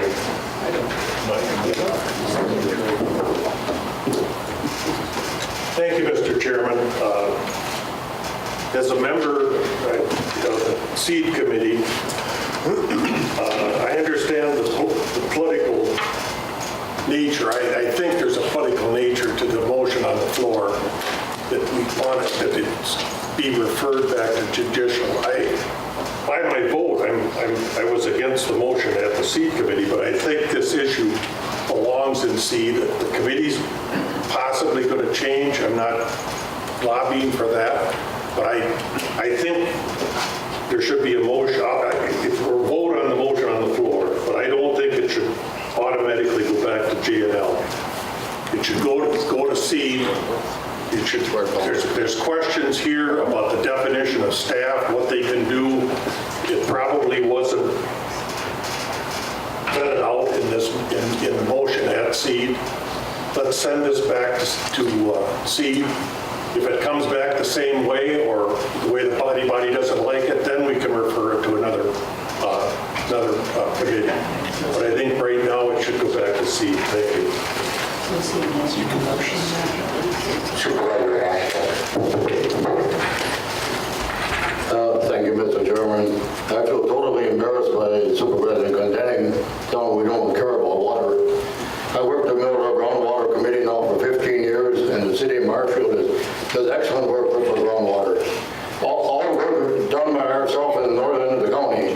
We have nobody in the southern end of the county can form committees like we have up there without coming to the county for help. We never asked the county for help. We did lots for our groundwater up there without coming to the county, asking them to spend their money the office. Thank you, Mr. Chairman.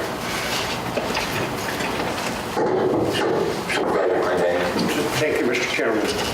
I will bring you back records where in Millador, in those areas where the county did spend money, and a lot of money on these things, and it was well spent.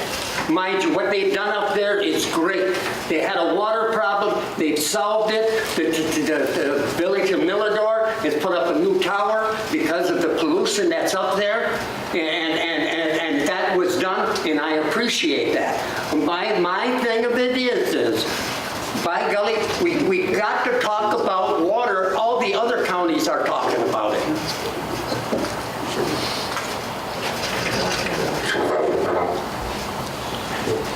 Thank you, Mr. Chairman. I concur with Supervisor Curry on this one. The purpose, I think, of this motion originally is that, although it should never be allowed, we had supervisors walking into staff offices and telling them they need to attend a meeting.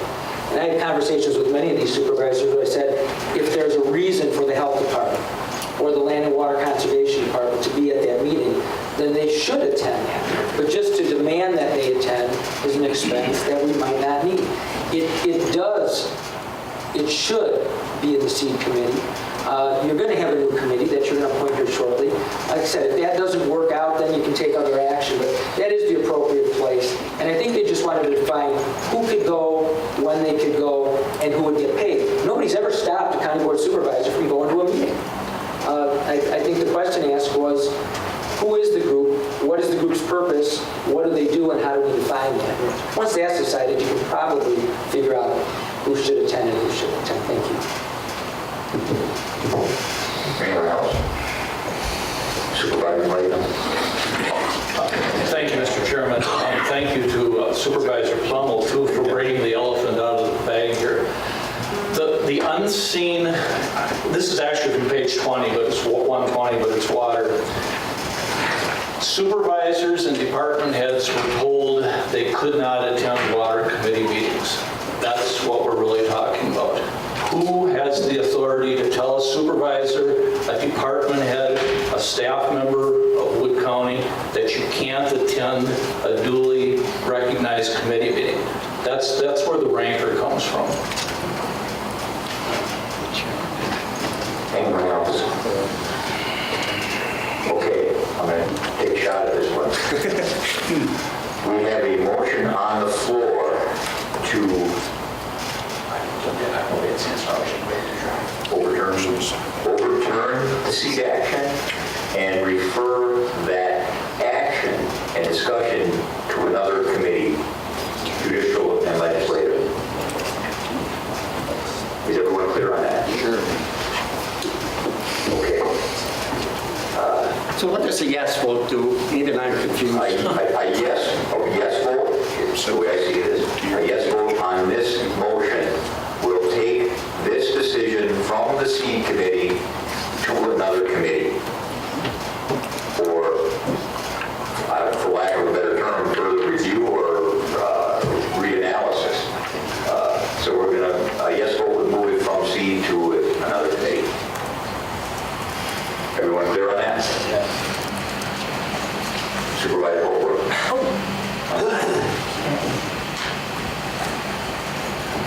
Maybe way off base on this one because I'm brand new, but It's on. okay. It would, I guess I would agree with Supervisor Plummel. I don't understand why it would be referred to a different committee. So correct me if I'm wrong in this, Mr. Chairman, I would move to amend the motion to send it back to the seed committee. I'll second that. Okay, now.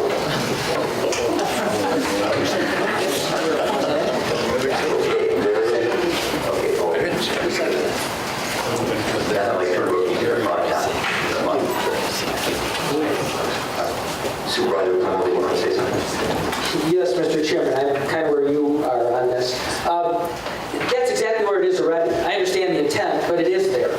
So I don't know that you need a motion to send it back there, because that's where it currently exists. I guess you can restate that, reiterate that, but like you were having the dilemma a moment ago, what are we actually talking about? What is an affirmative negative vote?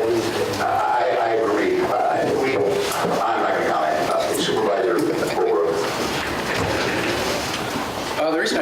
direction I did is because, at present, we have a motion in front of the body to send this to a different committee.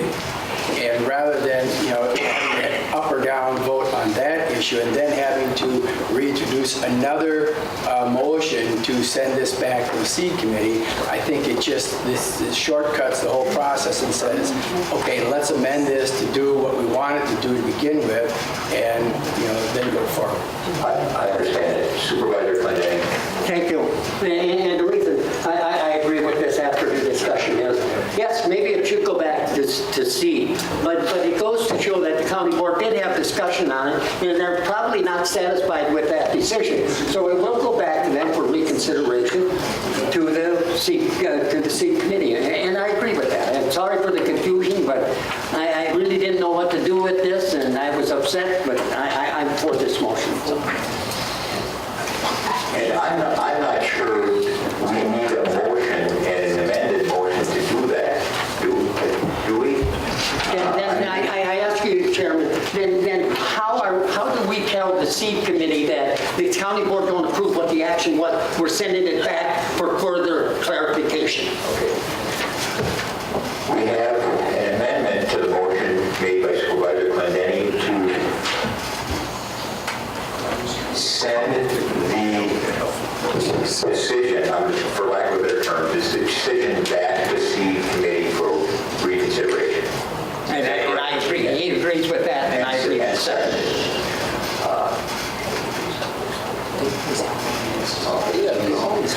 So we are voting on the amendment to the motion.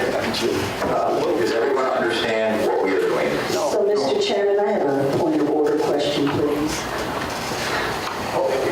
Place your Rozar. Yeah, he might address that. Yeah. So Supervisor Hocamp just left the meeting and actually voted on a previous motion, not the motion that's on the floor right now. So we're trying to decide what we need to do because she has locked in a vote for a motion that was made previously. And this is the original motion. Sort of, it appears that because Supervisor Hocamp had left the meeting and had voted before leaving and it's locked into the system, we have to complete the vote on the original motion. Just to clear the board. It won't be a binding vote. Correct. Just put yes or no and confirm, and I'll get rid of the results, please. Okay, there we go. Just get rid of it.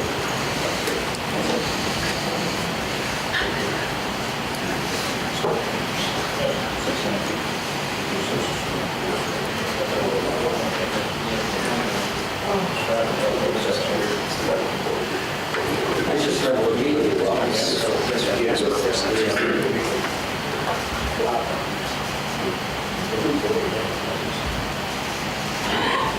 Okay, that's gone. Okay. I think we've got some consensus out there. Let's do a vote on the amendment by voice. If we can do it, is there any objection to doing that? No. Okay. We have an amendment to the motion to send the decision by the seed committee on staff not attending Central San Groundwater Group back to seed to reconsider. And was that seconded? Yes. Okay, it was seconded by Supervisor Clinton. Is there any further discussion? If not, please, all those in favor indicate by saying aye. Aye. Opposed, say no. No. Ayes have it. So now we will vote on the amended motion. We will vote on the amended motion to send this decision back to seed for reconsideration. We want that on the board. And we will do that on the board. Is there any further discussion on that? Can you read? The motion now is, as I understand it, the motion now is for the decision by the seed committee on the staff attendance to outside committee meetings to be brought back to the seed committee for reconsideration, reevaluation.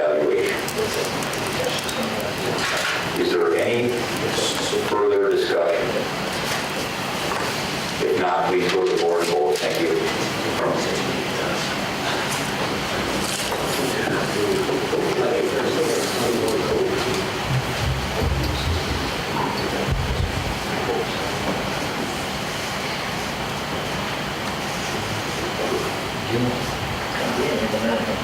She's not coming back, she took everything.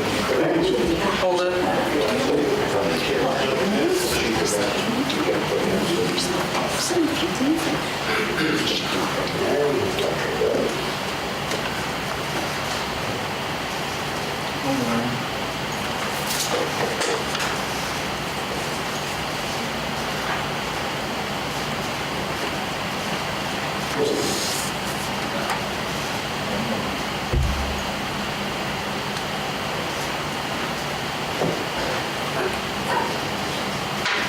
Lisa, isn't there some way I can make her absent?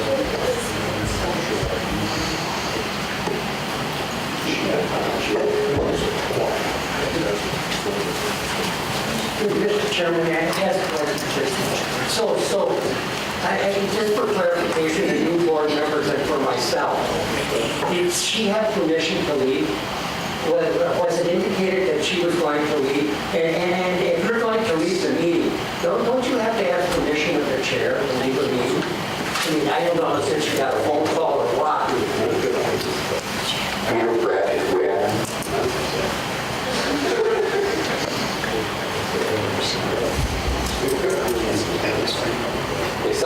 If a county board supervisor wants to leave the meeting temporarily, they use the restroom, for instance, or get some food, they can do so. If they want to leave permanently, they can do so, but they do so at the risk of having the sheriff bring them back to the board meeting. That states statute, county board rules. So we got to find a risk, and it's appropriate to get permission of the chair and let them know what's going on, so they understand and we don't have these type of issues. I just called 911, so it's being taken care of.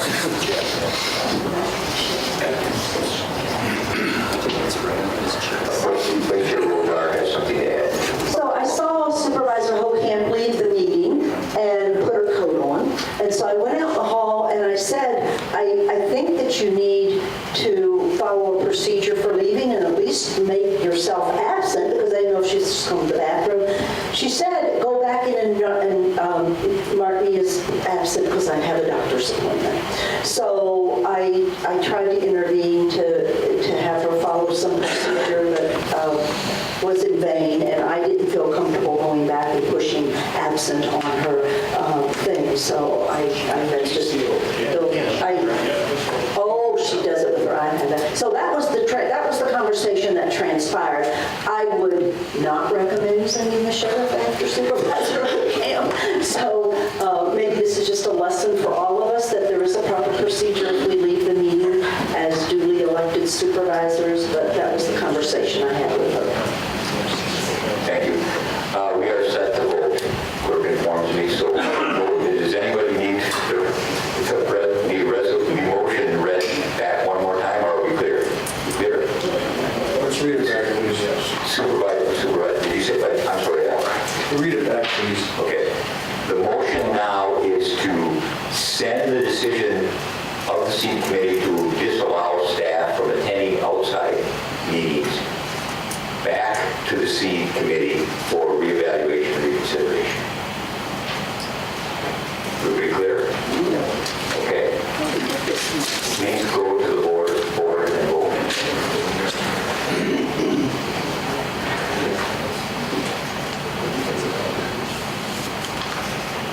And that passes 17-1. There. Moving on. Where were we? I believe we are at 93. Mr. Chairman? Supervisor Wagner. I'm going to try to do this from the floor.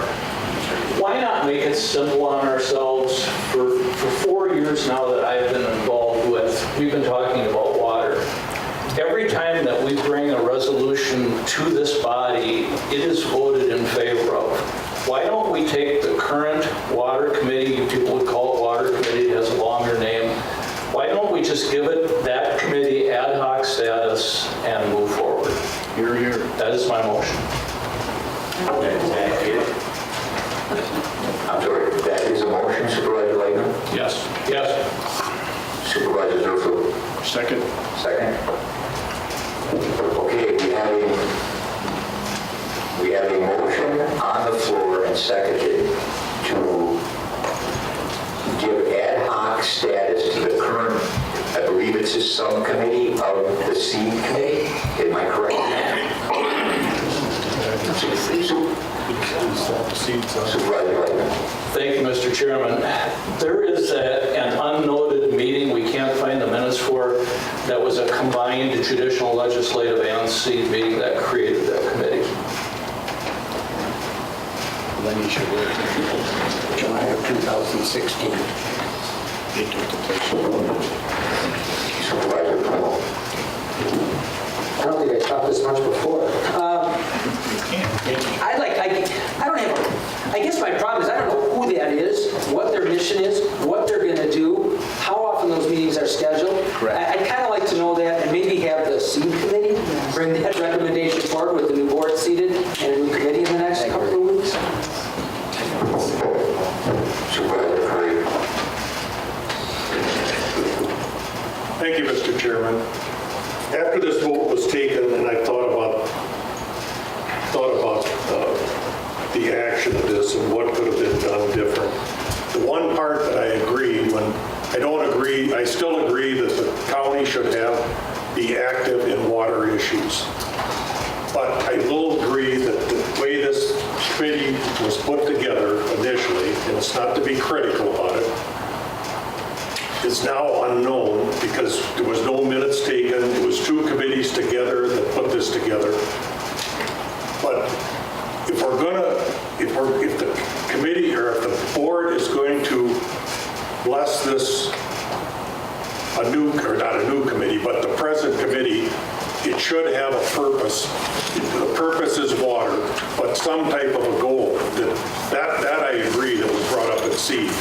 What are we trying to accomplish? Are we talking about the CAFO? Are we talking about manure? Are we talking about nitrates?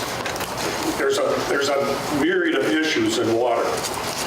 Should this committee have not just one purpose, but a purpose? Maybe it's general. I can't come up with the answer what it should be, but it certainly should have some type of goal. And I don't know if I'm standing up and saying I won't vote for it because I still think the county should be involved in water issues at some level.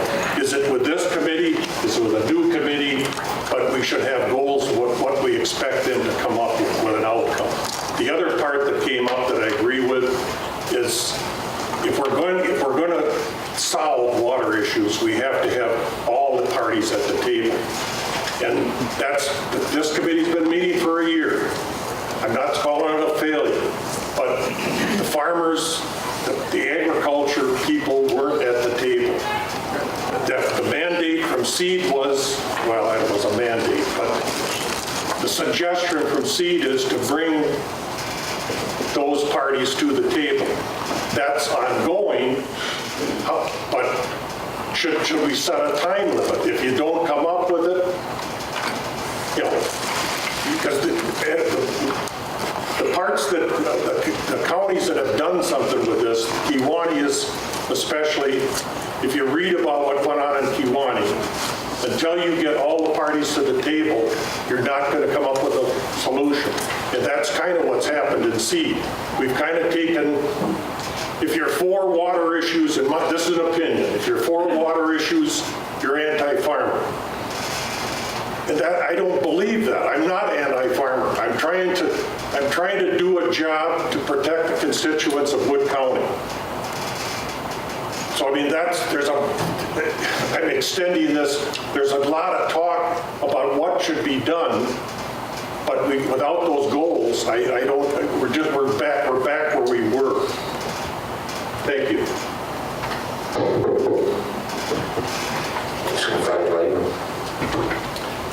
Thank you, Mr. Chairman. Let me try to add just a little bit of clarity to that committee.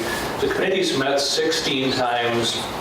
few of you have attended. I'm speaking of supervisors now, some department heads. We have stakeholders religiously who attend. There are 3 farmers. I guess I shouldn't say farmers.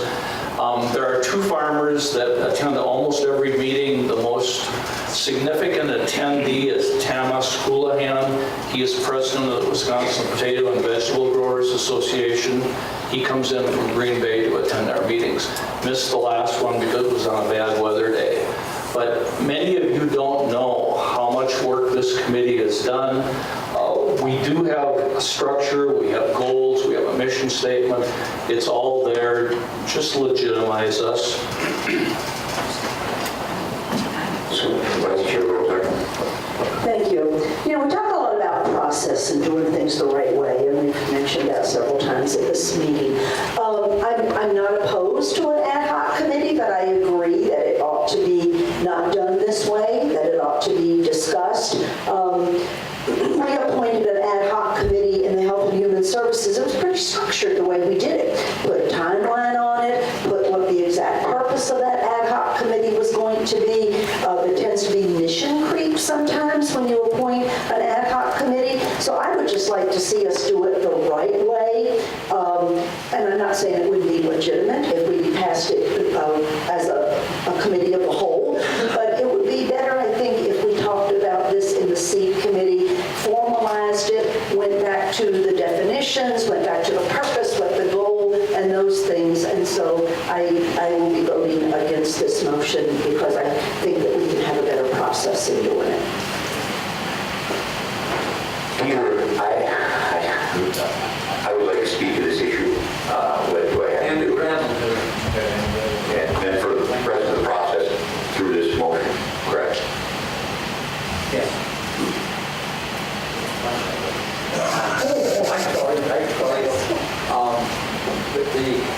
You're supposed to hand the gavel off, but you hand the gavel off to someone who's not involved in the discussion. The vice chair is involved in the discussion, and so then you pick, we don't have a second vice chair. So you're probably either better off not sharing what you think or picking someone from the floor, as a past chair, and having that person take the gavel and run through the issue. Jesus, your call.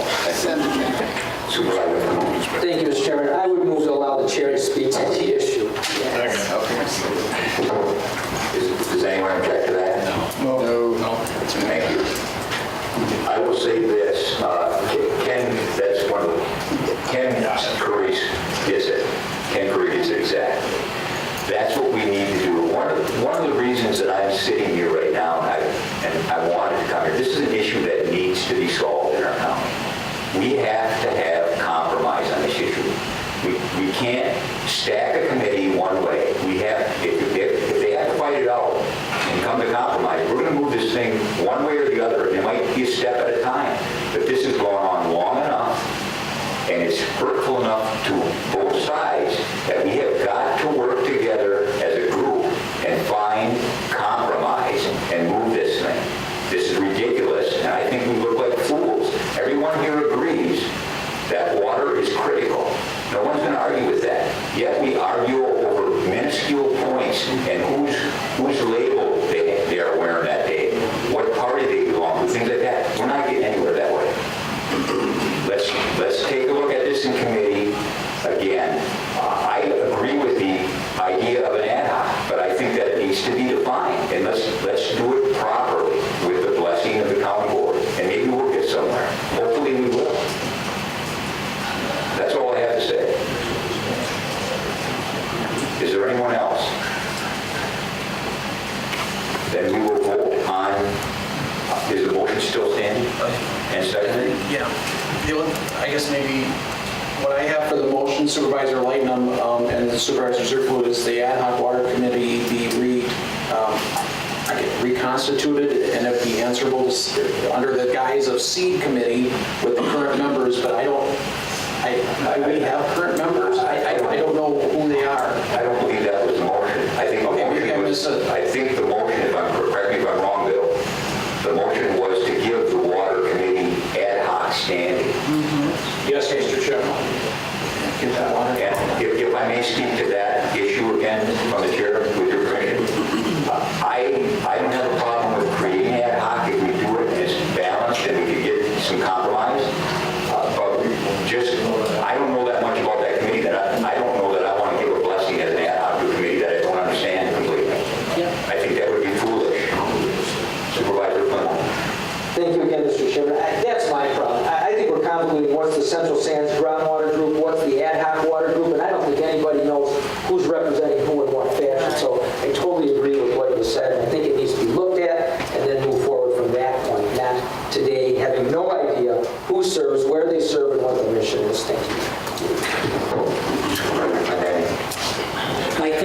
I think it has been well-defined in that respect.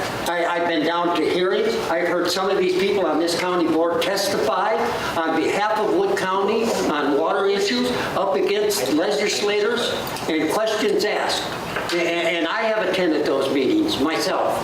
And there is a structure, but we're not listened to.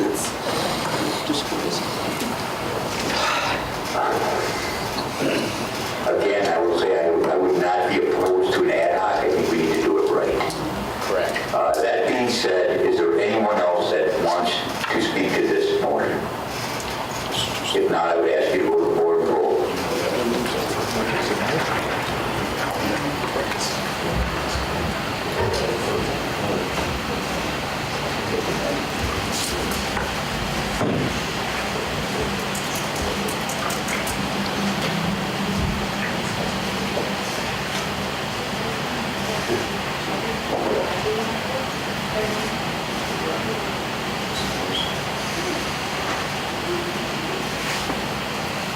That motion fails. We will examine that issue. I promise you we will examine that issue. Thank you.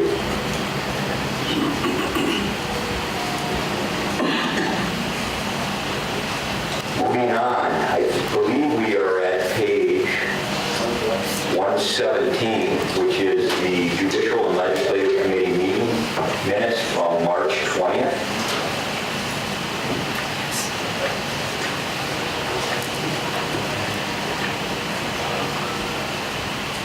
With various reports associated, which I believe takes us to our next resolution, which is from Judicial and Legislative. I would ask the clerk to read that, please.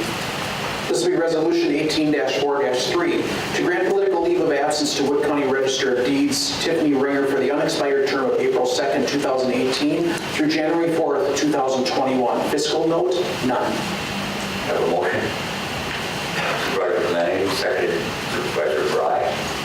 Is there any discussion? If not, please go to the board and vote.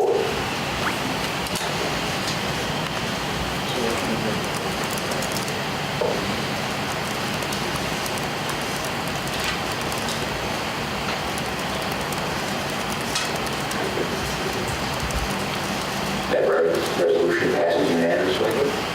Thank you. We go to our next resolution from Judicial and Legislative. I've asked the clerk to read that. This will be Resolution 18-4-4 to create and fund a half-time legal secretary position in the Corporation Counsel's Office to assist with an increase in workload. Fiscal note, anticipated wages and benefits based upon Step 1 for pay grade 6 from June 18th totals $18,151. And to transfer that amount available balance from the available balance in contingency. At the time of this request, the funds in contingency are $529,677. The adjustment to the budget totals $18,151. Motion. Supervisor Zerflu. Supervisor Hamilton, second. We have a motion on the floor and seconded to adopt the resolution. Is there any further discussion? Not, please go to the board and vote.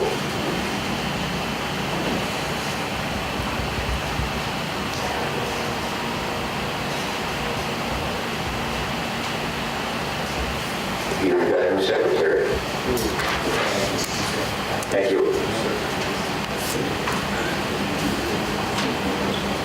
One more resolution from Judicial and Legislative, and I will ask the clerk to go to read that one. Thank you. This will be Resolution 18-4-5 to have the county board go on record in support of funding proposed security upgrades to the courthouse. Fiscal note is attached. Step 1 is $50,000 and is in the 2018 budget. Step 2 is $300,000 and Step 3 is $340,000, and these would likely be budgeted for 2019 and maybe extending into 2020. The recurring costs are estimated at $250,000 annually and would commence once the metal detectors and x-ray machine are installed at the main entrance to the courthouse. Is a motion Hamilton and Supervisor Bryan.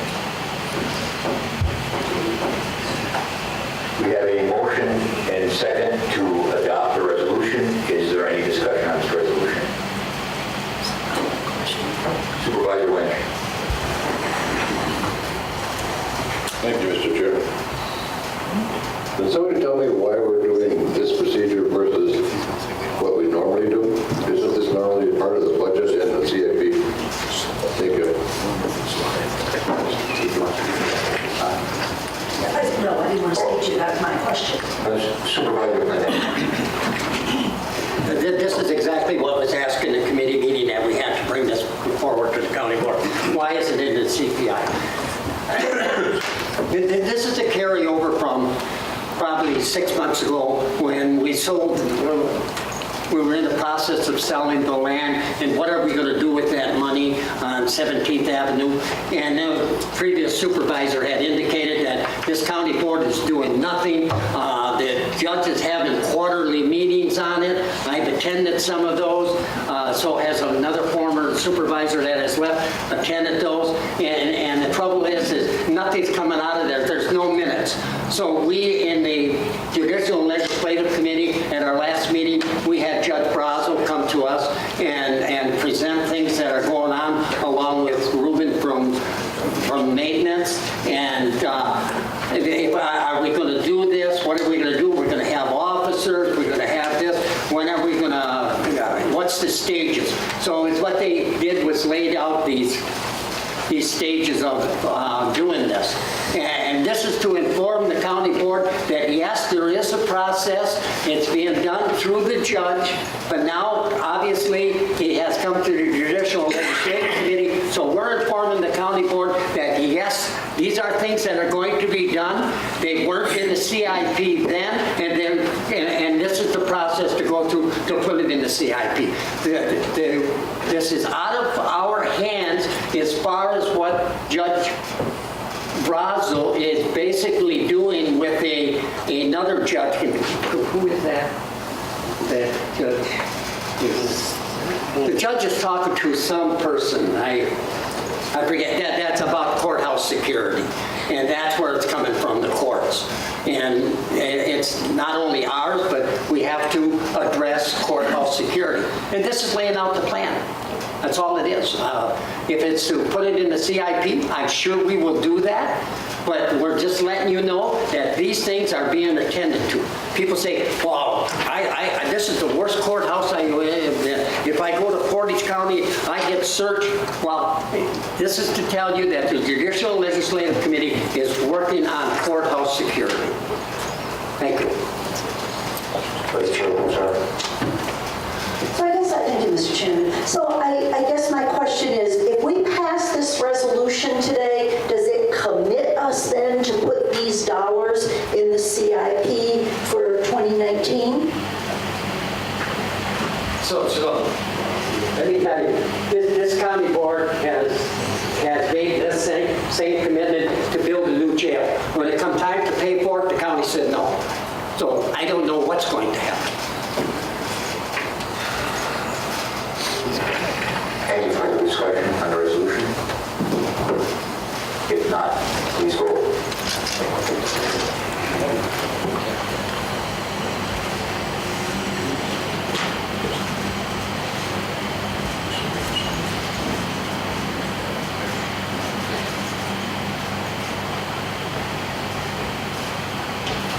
And that resolution passes 16-2. Thank you. We're getting there. For committee meetings minutes from April 5th, pages 134 to 142.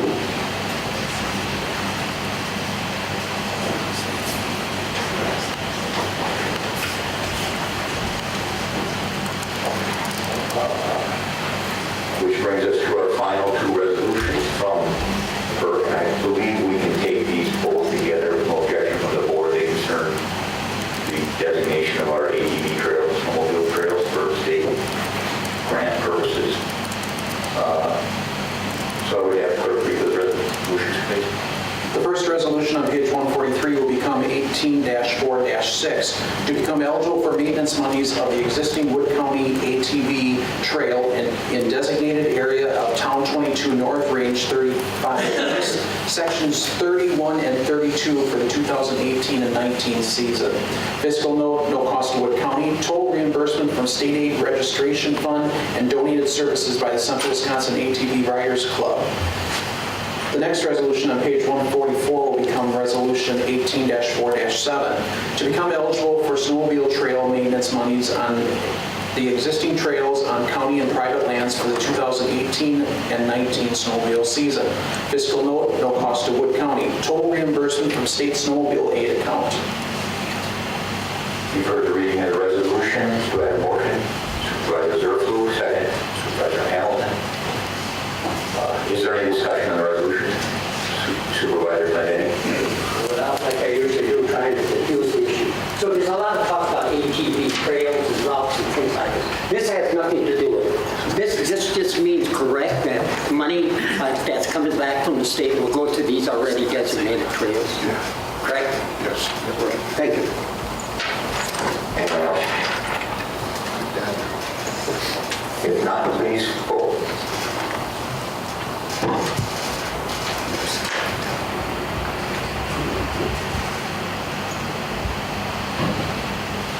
Those resolutions passed unanimously. Thank you.